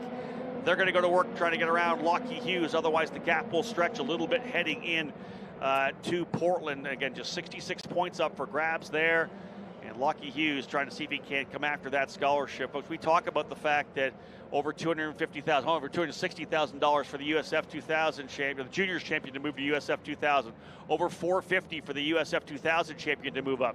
Over $680,000 for the drivers in USF Pro 2000 to move up to Indy next the following year. The scholarships are what sets this program apart from any other ladder series program throughout the world. Out of turn number 10, out of 11, we are back to green flag racing. And it is going to be a challenge in turn number 1. Big long run down. We'll see if Lockie Hughes defends to the inside. If you do, you give yourself up a little bit. He does not. Big wide run. Big move for Matt Clark as well. He gets to the inside of Cooper Becklin into turn number 1. Slide further back for Frankie Mossman as he's up on the wheel trying to once again get around Tyke Durst. Glenn Van Berlo there as well. P5 yesterday in qualifying. Just couldn't put the qualifying together. Here comes the run. There's going to be some big action further back. Oh, little brake lock up on the right front for Lockie Hughes. Further back, coming to the inside. Mossman trying to get around Sean Rashid. Here's Durst back to the inside. Oh, he's going to hold that spot. Look at this fight. This is the tail of the field. And this is Simon Sykes, Todd, trying to find a way by, but they're too wide in front of him. That's what I was expecting to see, is that Simon Sykes was begin his charge almost immediately. He was super fast yesterday in scoring the victory, and once he got out front, no one was going to catch him. But with drivers going too wide through corners, he has no way to move forward in this race. One of the things to remember when you're at the tail of the field and used to running at the front, the guys in the back, I'm not saying that they're lower quality drivers, but they're having trouble with their cars. If they're not on pace, they're probably struggling a little bit. Their elbows up. They may not be counted on to make the corners you expected because the people at the back struggling more than the guys at the front. I think right now Simon Sykes being pretty wise because he knows he's going to be able to start getting these cars one at a time in turn number 3. Take your time, make your moves judiciously as opposed to trying to get it all back at once. And now that they've settled in and strung out just a little bit in single file, I think we'll see Simon Sykes start to move forward. Well, you also don't know the extent of the damage. Yeah, they were able to change the wing, but remember, he came down pretty hard. Is there any potential suspension damage on that car? That's what he's feeling right now, getting around and getting a feel for it. Eric, you can talk about that. If you've had an issue on the racetrack with an incident, they bring you in, put the new wing, driver into the wall, Tyke Durst touching the right rear on the wall coming out of turn number 6. Everybody able to get back by. Just want to bring that one up. Tyke Durst into the wall coming out of turn number 4 rather. Tapped it on exit. Damaged that right rear. He'll be coming back to pit lane. But if you've had an issue on the racetrack, a significant issue like Simon Sykes did where you're up in the air and came back down, they fixed the wing. But you got to get out there and push that car to see what potentially else could be wrong with it. The Paps boys did an amazing job getting his front wing back on and keeping him on the lead lap while still being able to fight for this race. But like you said, he did have a really big fall right back off of the back end of Alessandro D'Attulio, so we're not sure if maybe he bent a toe link on the front or maybe a push rod and he's just trying to limp that car back for the points. But we'll see maybe in the next couple of laps if he can start to click off some of these guys near the back end of the field and the car is feeling all right. We'll see him kind of start moving forward. We did see Tyke Durst come into pit lane, so that'll be it for Tyke. He is your 4th retirement, joining Alessandro D'Attulio, Danny Jaschelski, and Ricardo Escoto. BN Racing not having a good run there through turn number 1. Both those drivers who finished 3rd and 4th yesterday end up 15th and 17th today. So Sykes currently running in that 13th spot. He has not shown anything at all right now for Frankie Mossman. Again, just feeling out the car. We'll see whether or not he's able to mount any kind of a challenge from the tail of the field. But up front, Lockie Hughes now with a 7/10 of a second advantage over Jace Denmark. Nikita Johnson still 3rd. Liam Skeets 4th. Matt Clark in the 5th spot. There he is. Becklin 6th. Then it's Garciarci having a good run in 7th. How about 8th position right now for the driver just coming through? We'll see him in a couple of seconds. Oh, look at this. Nikita Johnson. Let's come to that. We'll come back to Logan Adams in a second. There he is with Montero behind him. But yeah, Denmark now having to go full defense on Nikita Johnson. Nikita, again, doesn't want to fall back that many points. He knows he wants to get up to Lockie Hughes, but even if he's able to beat Jace Denmark, that's still part of the scrap for the championship. He's got to beat both of these guys still. So there's no way he's going to want to finish 3rd and lose more ground even to Jace and Lockie. So watch for a potential challenge coming down in to turn number 3. Down to the bottom of the racetrack, trying the over-under. Behind them, everything's stacking up. So far, so good for Lockie Hughes up front because, Todd, that's exactly what you want. Hey, there's a move to the inside there. Let's get back at it. Side by side coming out of the corner. I think Nikita Johnson may have got it done. That's not the gap we're looking at. That's a little bit further back. But as they come through, let's pick them up. Maybe not. I think maybe able to hold them back. There's Lockie Hughes. There's the lead he has right now. And indeed, yeah, he is through. So yeah, he's gone to second. Nikita Johnson goes to second. Jace Denmark now, Todd, his hands full with Liam Skeets, Matt Clark, and Cooper Becklin. Pounced on him when he got the opportunity. If there's an opening, even if it's not a traditional passing area, you want to take advantage of it. So Jace Denmark and Nikita Johnson, with the battle going through the back part of the course where it's a little bit tighter, a little more difficult to pass on your way through. But Nikita Johnson is now running second. Jace Denmark third. Liam Skeets is third. Matt Clark is starting to feel the heat from Cooper Becklin from behind once again. Being told to number 32 of Sean Rashid off the racetrack in a safe area. We'll pick that up here. An issue with Sean Rashid. We'll watch him coming out. Out of turn number 11. Oh, way wide coming out there, Ayrton. A big flat slide. That's full damage, yeah. And around he goes, almost all the way around he goes. I'm assuming he probably pulled off down in turn number 1. But listen, how many times we watch that, Ayrton? We're watching these guys run on the ragged edge coming in to turn number 11. Very apparent that he never got the thing down to the turn-in point. Very unfortunate for Sean Rashid there. You can see him as he's outside of that rubber, really sideways. You can see that car bouncing. These big discrepancies in heights of these pavements is only going to make it worse if you get out of the rubber. The tires start bouncing off, and you can see the banners on the outside of that wall are all torn up. There's been multiple drivers who've just gone a little too wide there, and unfortunately for Sean, it ended his race a little early. Listen, the interesting thing is right now, you're obviously not racing here this weekend, so you're in the booth doing a fantastic job. You were racing an F1600 car at Road America a couple of weeks ago, and your dad was in the booth. You guys, your dad, Kevin, you guys do pretty good in the booth. Todd and I might need to get dangerous. They could be the Hawks in here. You and I could be out, Todd. Well, you know, that's always the way it works, isn't it? The former drivers and current drivers, they like to moonlight, get an extra opportunity. How cool was it to go back and watch that broadcast of your dad being part of the commentary box for your race that you ended up going for the victory? That was really fun, yeah, being able to be out on the track, and I think my dad had a ton of fun up in the booth being able to call me. It was a bit odd watching the replay back and hearing my dad calling the race, but it was really cool to be able to have that experience. He did get a little emotional at the end too when you won. You heard that? Yeah, he said he needed to calm down for a couple of laps or a couple of corners for the end. But he did a great job. It was really fun to have him up there. Again, Ayrton Hauk from Indianapolis, Indiana, joining us in the booth today. One of the drivers from DC Autosports. Some budget issues did not allow him to race here this weekend in Toronto, but doing everything he can to potentially get back behind the wheel at Portland, of course, for a full season in 2025. Part of the alumni of the iconic Team USA scholarship program. You look at guys like Joseph Newgarden, Brian Herta, Jimmy Vasser, who have all been part of that program in years past. Connor Daly as well, Kyle Kirkwood. Ayrton, of course, one of the top drivers we've seen come up through the ranks in the last couple of years. Multi-time winner in the F1600 Championship Series. This guy can wheel a car, and again, just looking for that opportunity for a full season. Great to have him in the booth with us here for both USF 2000 and USF Pro 2000. Coming closer to the halfway point in this one, Lockie Hughes about a second up, but I'll tell you, Nikita Johnson is digging a half a second faster, Todd, last time by. He just posted his fastest lap and the fastest lap of the race to cut that lead to under 1 second. Nikita Johnson is definitely closing on Lockie Hughes. Going to be interesting to watch and see whether or not Jace Denmark can keep up. The battle's further back as well. Skeets and Matt Clark, Cooper Becklin putting a little pressure on him as well. Good fights throughout this field. That's it right here coming into 8. There is Skeets, there is Clark, there is Becklin right there. I'll say for Jace Denmark, they were right on his gearbox after he lost the spot to Nikita Johnson, but he's been able to pull away a little bit, giving himself about a second cushion for Denmark, who runs third. Again, he doesn't want to finish behind Lockie Hughes, but again, if you are going to finish behind, maximize what you can get and don't lose too many markers. As we said, 44 points back for Jace Denmark, 39 for Nikita Johnson. Ayrton, you pick something up there? Nikita has really closed the gap now onto Lockie Hughes. He even bested his last lap time, and I think he's really putting his head down, and it showed when he passed Jace Denmark how big the gap grew from Jace right immediately. And yeah, he's coming up close to the gearbox, down into 3 there on Lockie Hughes. And I'll tell you this, I don't think Jace Denmark's ever going to root for Lockie Hughes or Nikita Johnson, but right now he's hoping that Johnson gets by Hughes and minimizes the amount of points that Lockie can get. As we're to the halfway point right now, as we get here, Lockie's going to get that bonus point.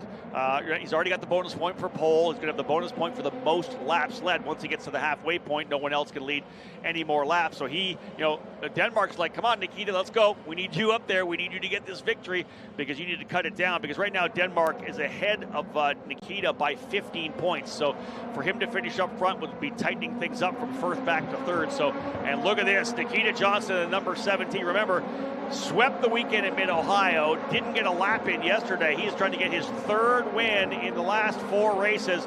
And Nikita Johnson, the 16-year-old for Gulfport, Florida. Everybody's keeping an eye on this young driver to see what he's going to do in 2025. Again, just 16 years of age, as I said. Just finally started running GB3 as well. Got to their age requirement.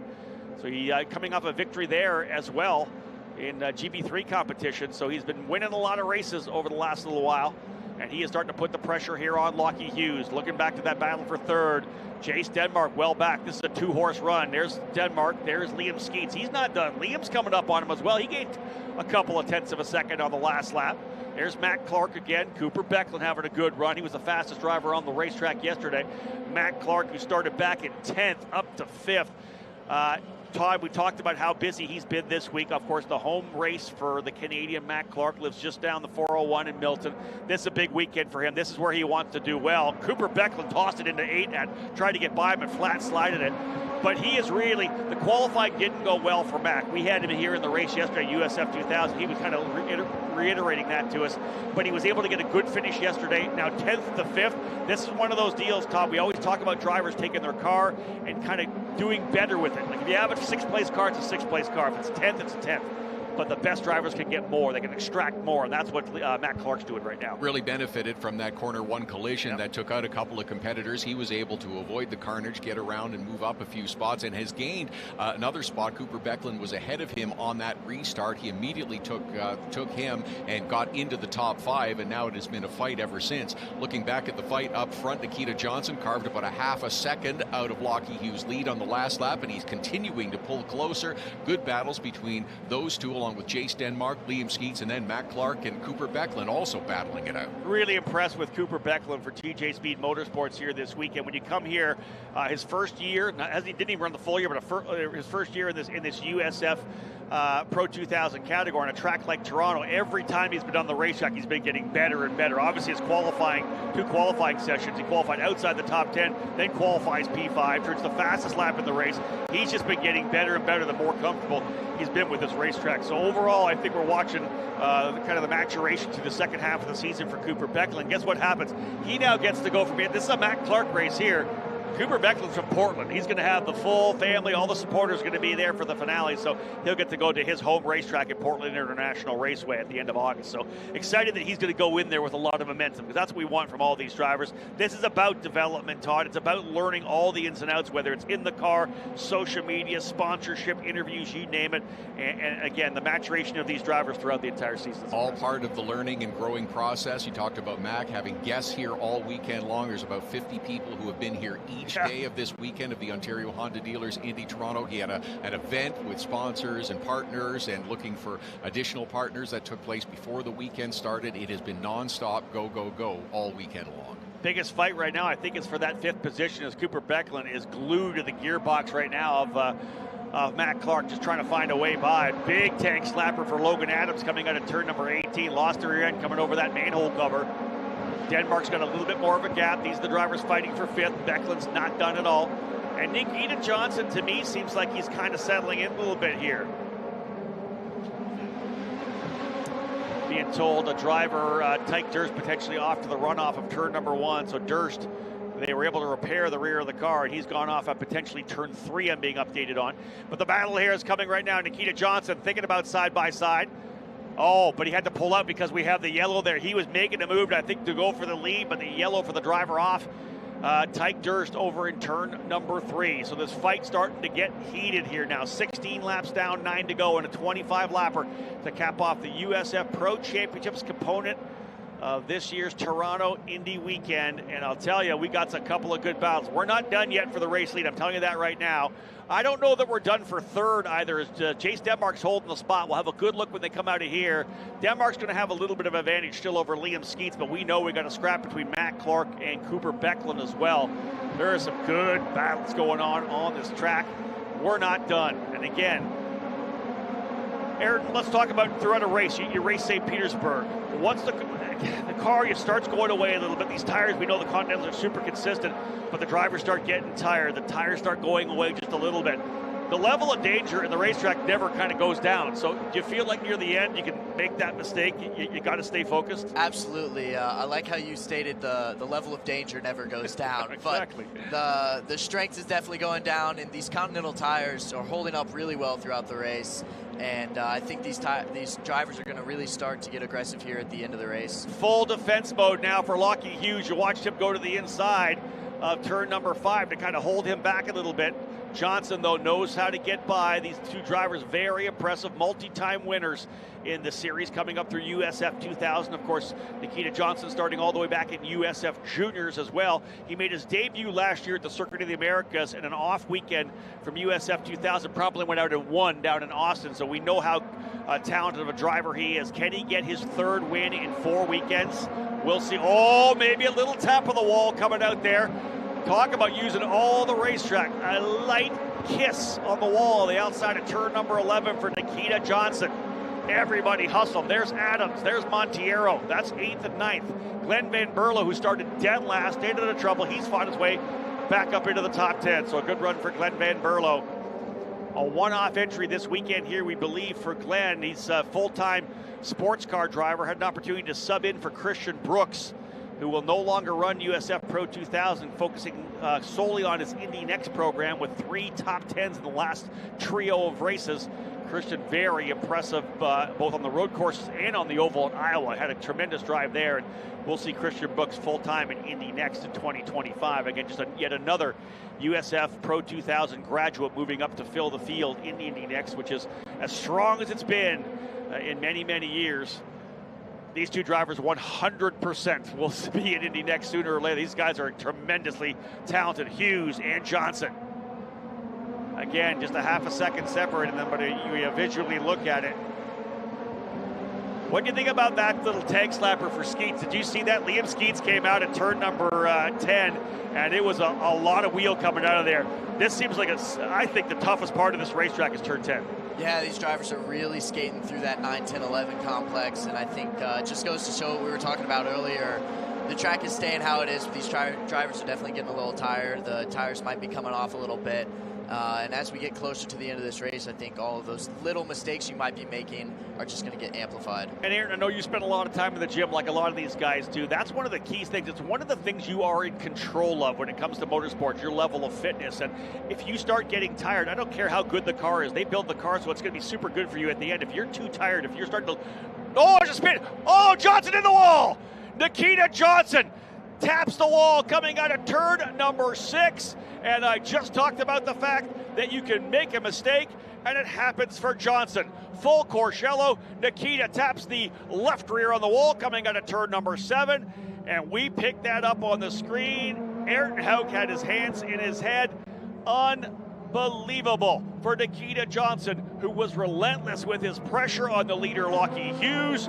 That is a championship driver potentially looking for a title, who's going to get another finish, very likely 13th or 14th. So disappointing for Nikita. The championship just took a major shift, guys. Todd, that was crazy. Just watching the battle between the 17 car of Nikita Johnson and the 44 of Lockie Hughes for the last handful of laps, you could really see how hard he was pushing. Let's have a look at it again. Ayrton, make sure you watch quickly. Look at him. Oh, he's flat sliding coming out. It wasn't just a touch, Ayrton. You saw that. We'll come back and look at it again so you can kind of really give us the insight. But looks like as he was coming through 5 through 6, it was already starting to get wide, get loose. It was rotating already. Entry oversteer in turn number 6. Nikita was really pushing there behind Lockie, and I think he was just, here, let's take another look at it. Yep, real loose coming out of 7, 6 there. Just really pushing behind Lockie, and I think, you know, it's a decreasing radius corner. He might have gotten in just a little bit too early, and the track just tightened up on him on the exit. Just very disappointing there for Nikita in the championship contention, and now 2 DNFs on the weekend is not going to be great for points. Very upsetting with the pace he had catching Lockie and potentially battling for a win there at the end. Yeah, I'm looking at the points right now, thinking where he's finishing. I don't have the mental ability to do that math that quickly, but there's a possibility that he could have just put himself out of championship contention there as well. Because remember, 39 points coming back in. All Lockie Hughes needs to anybody is 67 points, because there's only 66 points up for grabs when we get to Portland. This could be down to a two-driver battle. And I'll say, regardless of the points he's going to get here, he has put himself deep in a hole to try to win a championship. This thing's going to come down, I think, to Lockie Hughes and Jace Denmark. And here's the thing. As they come through here, the AMR IndyCar safety team on the scene already. They've got Nikita out of the car. They're going to get the tow truck here and hook this thing back up. There is still 5 laps remaining in this race. We're going to get at least a couple of laps, I would bet. It's not going to take long to get this cleaned up. Jace Denmark's going to be back on the gearbox of Lockie Hughes. Now, granted, Liam Skeets has been super aggressive. Matt Clark now up into 4th. Becklin 5th. Garcia Arce 6th. Adams 7th. Monteiro 8th. Glenn Van Berlo 9th. And Simon Sykes, by way of a lot of attrition, now finds himself up into the 10th position. I have to feel there's some kind of a damage for Sykes. He's not been able to really attack from where he's been. But for Jace Denmark, this is an opportunity. Once again, he's 24 points coming in here. He's going to lose probably 7 already. And Lockie with the fast lap of the race, he's lining up to have all 33 points. Chase would get 25, so there's an 8-point difference. That would put him 32 points back, almost a full race back. Lockie Hughes looking very good now, but Jace Denmark's almost got to think that he needs to get by to close up. He does not want to finish that far back. Ayrton, in your mindset as a driver on a session like this where you're cruising around, how much do you think strategy of the last couple of laps? If I'm Jace Denmark, I'm fully focused on how I can get around Lockie Hughes now. Always in the back of your mind, you're thinking championship. Obviously, when you get caught up in the race, you're thinking about what's going on at that exact moment. But Jace Denmark is definitely trying to plan something for this restart if we get going green again here. He's been given an amazing opportunity with this yellow flag, bringing him back up to the leader here. He might be able to make a lunge for first down into turn 1. Todd, here's one interesting thing, though. Yeah, let's say you go for it and you want to finish in front. You know, the pass has to be clean. It has to be low risk. You have to be decisive in the pass, because the last thing he wants to do is make a mistake where he DNFs as well. You do that and you find yourself in trouble, because although I know it's 66 points up for grabs at Portland, the festival curves, turn 1, 2, and 3 at Portland, anything can happen. You need to keep yourself in contention. First things first is you have to get all the points you can get today. Yes, you absolutely want to jump in front of Lockie Hughes, score the victory, and cut into that gap. But what you must do is get at least second place points. Yeah, it's been an amazing run. 3 straight second place finishes for Jace Denmark. Will it happen again? But Lockie Hughes looking to try to stretch that lead a little bit. One of his primary contenders out of the race already. He will finish in the 12th position. That's Nikita Johnson. We've got ourselves a good battle here, folks. It'll be a 3-lap dash out of turn number 11. Onto the loud pedal comes Lockie Hughes. He handled that last restart. Does he do it again? He does. He's got at least a couple of car lengths on Jace Denmark. Here comes a big move to the inside. Skeet's actually blocking a little bit here from Matt Clark, who's trying to get himself on the podium here in his home race. Clark's going to fight for 3rd. Denmark does not get a great run out of there. You're going to see a challenge here, I think, potentially from Liam Skeets. Skeets is right on the gearbox, but as is Clark as well. If Skeets goes wide, you're going to see Clark try to get the draft come up to the inside. Yeah, look at this. Skeets is going to the outside. Clark's thinking about the inside to try to go to P3. Side by side coming out of the corner, and indeed, Denmark holds the spot. But look at this. Matt Clark goes to P3. Oh, he's wide coming in the corner. Oh, and he does almost throw it away.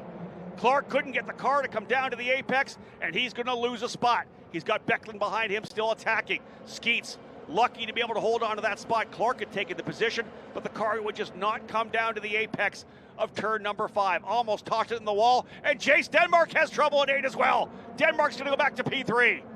So pushing very hard. Denmark has a trouble in turn number 8. Move Liam Skeets up into 2nd. Not good for Jace Denmark. He still needs to be on the podium. Clark runs in 4th. Becklin 5th. 6th is Garcia Arce. 7th is Adams. 2 to go this time by. And Lockie Hughes has said goodbye. Great restart for Lockie, and all the chaos behind him has allowed him to pull away to a nice advantage. Lockie Hughes looking to grab yet another victory, extend his championship margin, but Liam Skeets runs in 2nd. Jace Denmark trying to fight back. Looked like it could have been a podium finish for Matt Clark, but as he got over to turn 5, just couldn't keep the car down to the bottom of the racetrack. and it got a little ugly for him coming through turn number 5. Ayrton, he did everything he possibly could to try to get the thing to the apex. Yeah, he really did, and it was good to see him get down to the, a little bit of passing there. Yeah, Simon Sykes getting a good pass. He's able to get by, I believe, Montiero on that one, so move Simon Sykes, I think, up into the 8th spot. But indeed, we're battling here again. There's Lockie Hughes. That's the lead that he has developed over a lap. Matt Clark, full defense mode on Cooper Becklin, trying to see if he can't give himself a top 5 here right now. Hughes, though, everything went his way today. Becklin pushing hard from P5, though we saw that there. There's second, third. Look at this. Yeah, Becklin's trying anything he could to get by. Got to watch yourself coming through. Oh, Matt Clark has got everybody on top of him. White flag flying this time by. He's all the way down to the bottom of the racetrack. This could get exciting coming in here. Oh no, the little contact, and around goes one of the TJ Speed cars. Van Berlo involved. Another driver, Adams, involved. Right in the middle of the racetrack is one of the TJ Speed cars. There's Van Berlo coming to a stop. He had nowhere to go. Left rear contact for Van Berlo. It's been a rough weekend for him. Here they come flying down the back straightaway.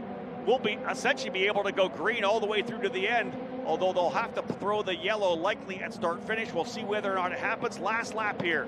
Lockie Hughes still your leader, but the contact further back as everybody went defensive in turn number 1. We'll have a look at that replay when we can a little bit later, but right now it's the final lap here for USF Pro 2000. Chaos in turn number 1 will shake up everything. 4th on back. Because who is that? I think Clark might have been involved as well. Matt Clark, I think, involved in that one.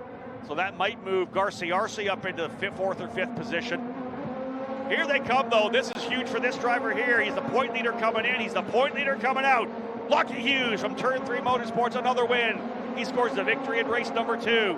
Liam Skeets in 2nd. Chase Denmark 3rd. 4th spot across the line will go to Matt Clark. He was able to get through George Garcia as the yellow flag flying aggressively coming down in here to 1. Wow. And there's the contact there. One driver going straight off as the yellow flag flying.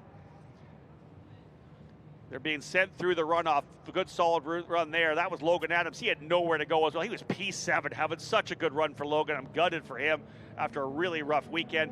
We do have a look at the replay here. Let's have a look at what we've got going. You take a look at this here. Look at this is 4 wide. So the first 3 cars are through cleanly. Skeets, or rather Becklin to the outside. You've got Clark there on the inside. Garcia trying to defend. Becklin just comes right to the apex. He ends up losing or getting tapped in the left rear, or right rear rather. And then I believe that's when the spin ensues for Becklin, who had such a good run. Around he goes.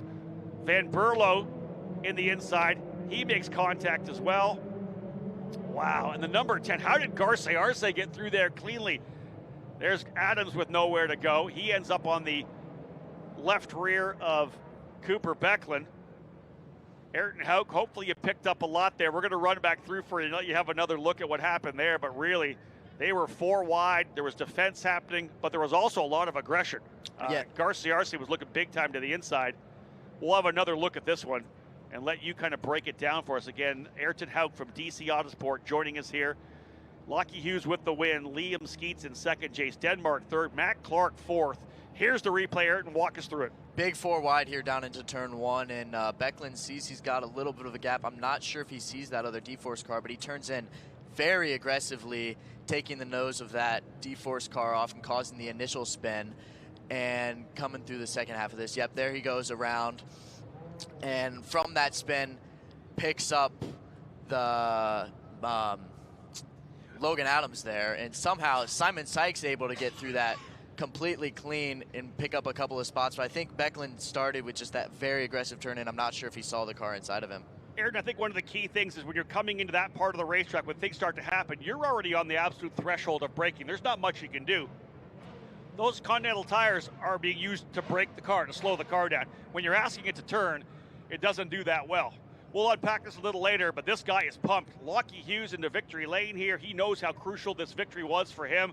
A rough one yesterday, remember, back to the back, came back forward, but a win here in race number 2 is going to give him an even bigger point lead over Jace Denmark. It'll be over 30 markers. It'll be over a full race.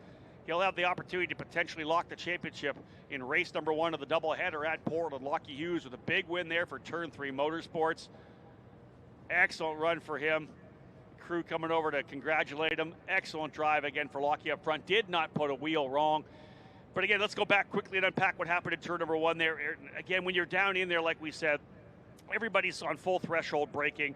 And it looked to me, Logan Adams was doing whatever he could to woe it up, right? Everybody's slowing the contact. There was nowhere for him to go. And then Van Berlo tried to come up the inside. And I think the contact between him and Adams is what set Adams over in to Cooper Becklin. Yeah, Logan Adams looking really deep to make it 4 wide there at the start. Full on the brakes. I don't think he could back it up just enough to get out of the way completely of the things going on in front of him. And then once Van Berlo got up next to him, there was really nowhere for Adams to go. So unfortunate for Adams going up and over the back of Becklin there. Yeah, the disappointing thing is both Becklin, Adams, and Van Berlo, all 3 of those drivers were really putting in great runs. But Van Berlo came from dead last up into the top 10.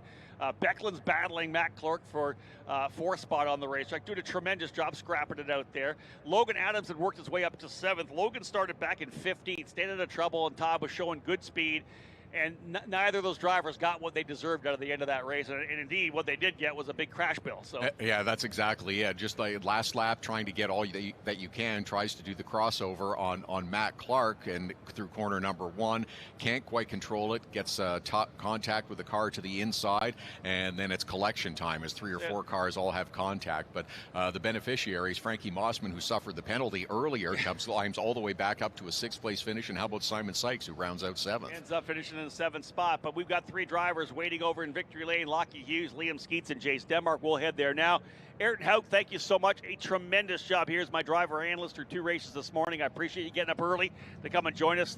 Best of luck in getting back out to Portland. Thank you so much, Rob. It was amazing to be here, and hopefully I won't be up in the booth at Portland, but I'll be actually on the track next time. Quick shout out to your sponsors and give me your social media so people can follow you online. Yeah, thank you. Please go ahead and follow Ayrton Hauk Racing on Facebook and Instagram, and big shout out to the Wings and Wheels Foundation, Little Red Door Cancer Agency, Cornerstone Environmental Group, Sparco, and my parents and everybody who's making this possible for me.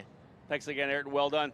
Todd, I'm heading to victory lane. We got some guys that want to celebrate. Understandably so. Lockie Hughes was hoping to have a great weekend, come in here and help solidify his championship in the USF Pro 2000 series. He has done just that. Had trouble yesterday in race number 1 of the weekend, but managed to climb back through the field and minimize the damage, and then really takes a big step forward to secure his championship, scoring the victory here in race number 2. 2 great races to kick off our Sunday here at the Ontario Honda Dealers Indy Toronto.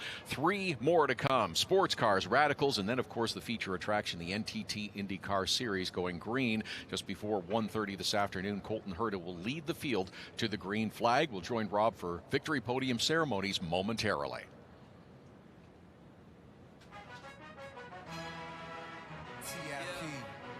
You can feel confident Continental is the smart choice in tires. Can they handle extremes? Yep. Tested from the Texas desert to near the Arctic Circle. Really? Tire free.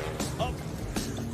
Anything for the guy who finds Drivers that one here will pot. now look to Portland. Only 2 more rounds to see who's going to win the scholarship. And let's start with a driver coming home in 3rd place today. He is in a championship fight in Portland for sure. 5 straight podium finishes. 3rd place today from Pabst Racing, Jace Denmark. Dylan Whittam will bring the trophy up here. Again, as I said, he's been on the podium 5 straight weekends. It is dialing in right now for Jace Denmark. He will be in a championship fight and very likely a 2-driver scrap. I think that with the issues for Nikita Johnson, very likely out of the championship contention. So it could be 2 drivers fighting it out for the scholarship to go to Indy Next Racing in 2025. Great drive for the Kiwi. I know they're watching back home in New Zealand. Folks, for TJ Speed, finishing in 2nd spot today, Liam Skeets. Great drive for Liam. The pressure all race long. Frank Martinello will help us out with the trophy presentation here for Liam. A great drive for TJ Speed Motorsports, and he has had a solid season here. We're going to be finishing in the top 5, likely battling for 4th place in the points. Great job for Liam today, coming home in the 2nd position. When you come in here with a championship lead, you want to leave with a championship lead. Only 2 more races left to see if he's going to end up winning the title to go to Indy Next in 2025. Turn 3, the car here in Victory Lane, driven, ladies and gentlemen, by today's winner, Lockie Hughes. Lockie, how important was this victory to get the momentum going to Portland? I mean, Yeah, of course, really important. I mean, only 2 races to go now, so it's gone by pretty quick, to be honest. It felt like we were just at St. Pete, and now here we are. But no, I was just happy not to do any overtaking in that race, because the last 2 races we've had to be in the pits and end up doing a bunch of overtakes the rest of the race. So no, it was nice to just stay out in front. I can't thank the Turn 3 crew enough for giving me an amazing car. It's great to have the McGinley Clinic here supporting me this weekend. How about that pressure from Nikita Johnson? He was all over the gearbox for a bunch of laps. You never cracked, he did. That kind of was the difference for this race. Yeah, I mean, it was bloody tough.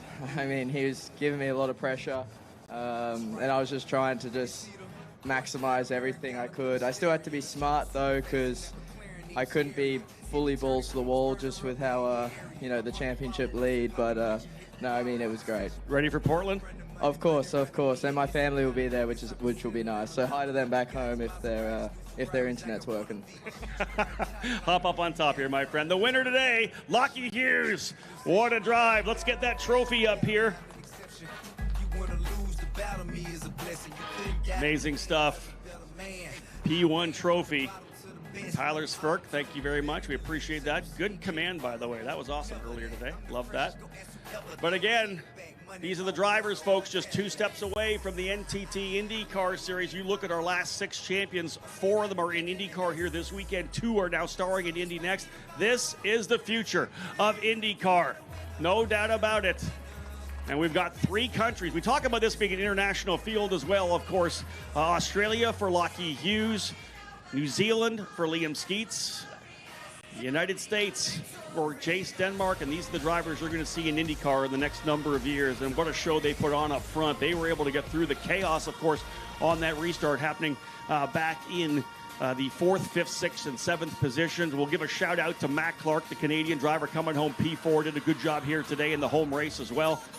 But again, up front, though, not only do we have the 3 different nationalities, 3 different teams as well. Jay Howard Driver Development, TJ Speed, and Pabst Racing on the podium shows the diversity of this program. It's USF 2000 and USF Pro 2000 categories. So many great teams, so many great drivers.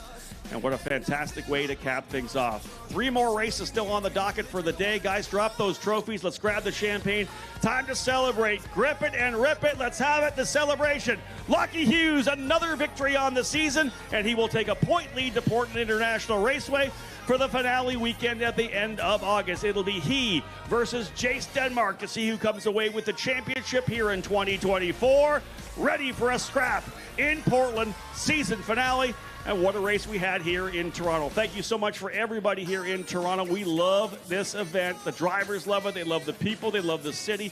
One of their favorite events of the entire calendar. And again, thank you so much, folks, for tuning into the broadcast. If you weren't able to be here trackside with us, either on the YouTube channel for the USF Pro Championships program or the downloadable mobile app, we will say goodbye as the Aussie flag going to get draped over Lockie Hughes. He is your winner in race number 2 and the point leader heading to Portland in the finale. Folks, on behalf of Anderson Promotions and Continental Tires, my name's Rob Howden. Bye for now.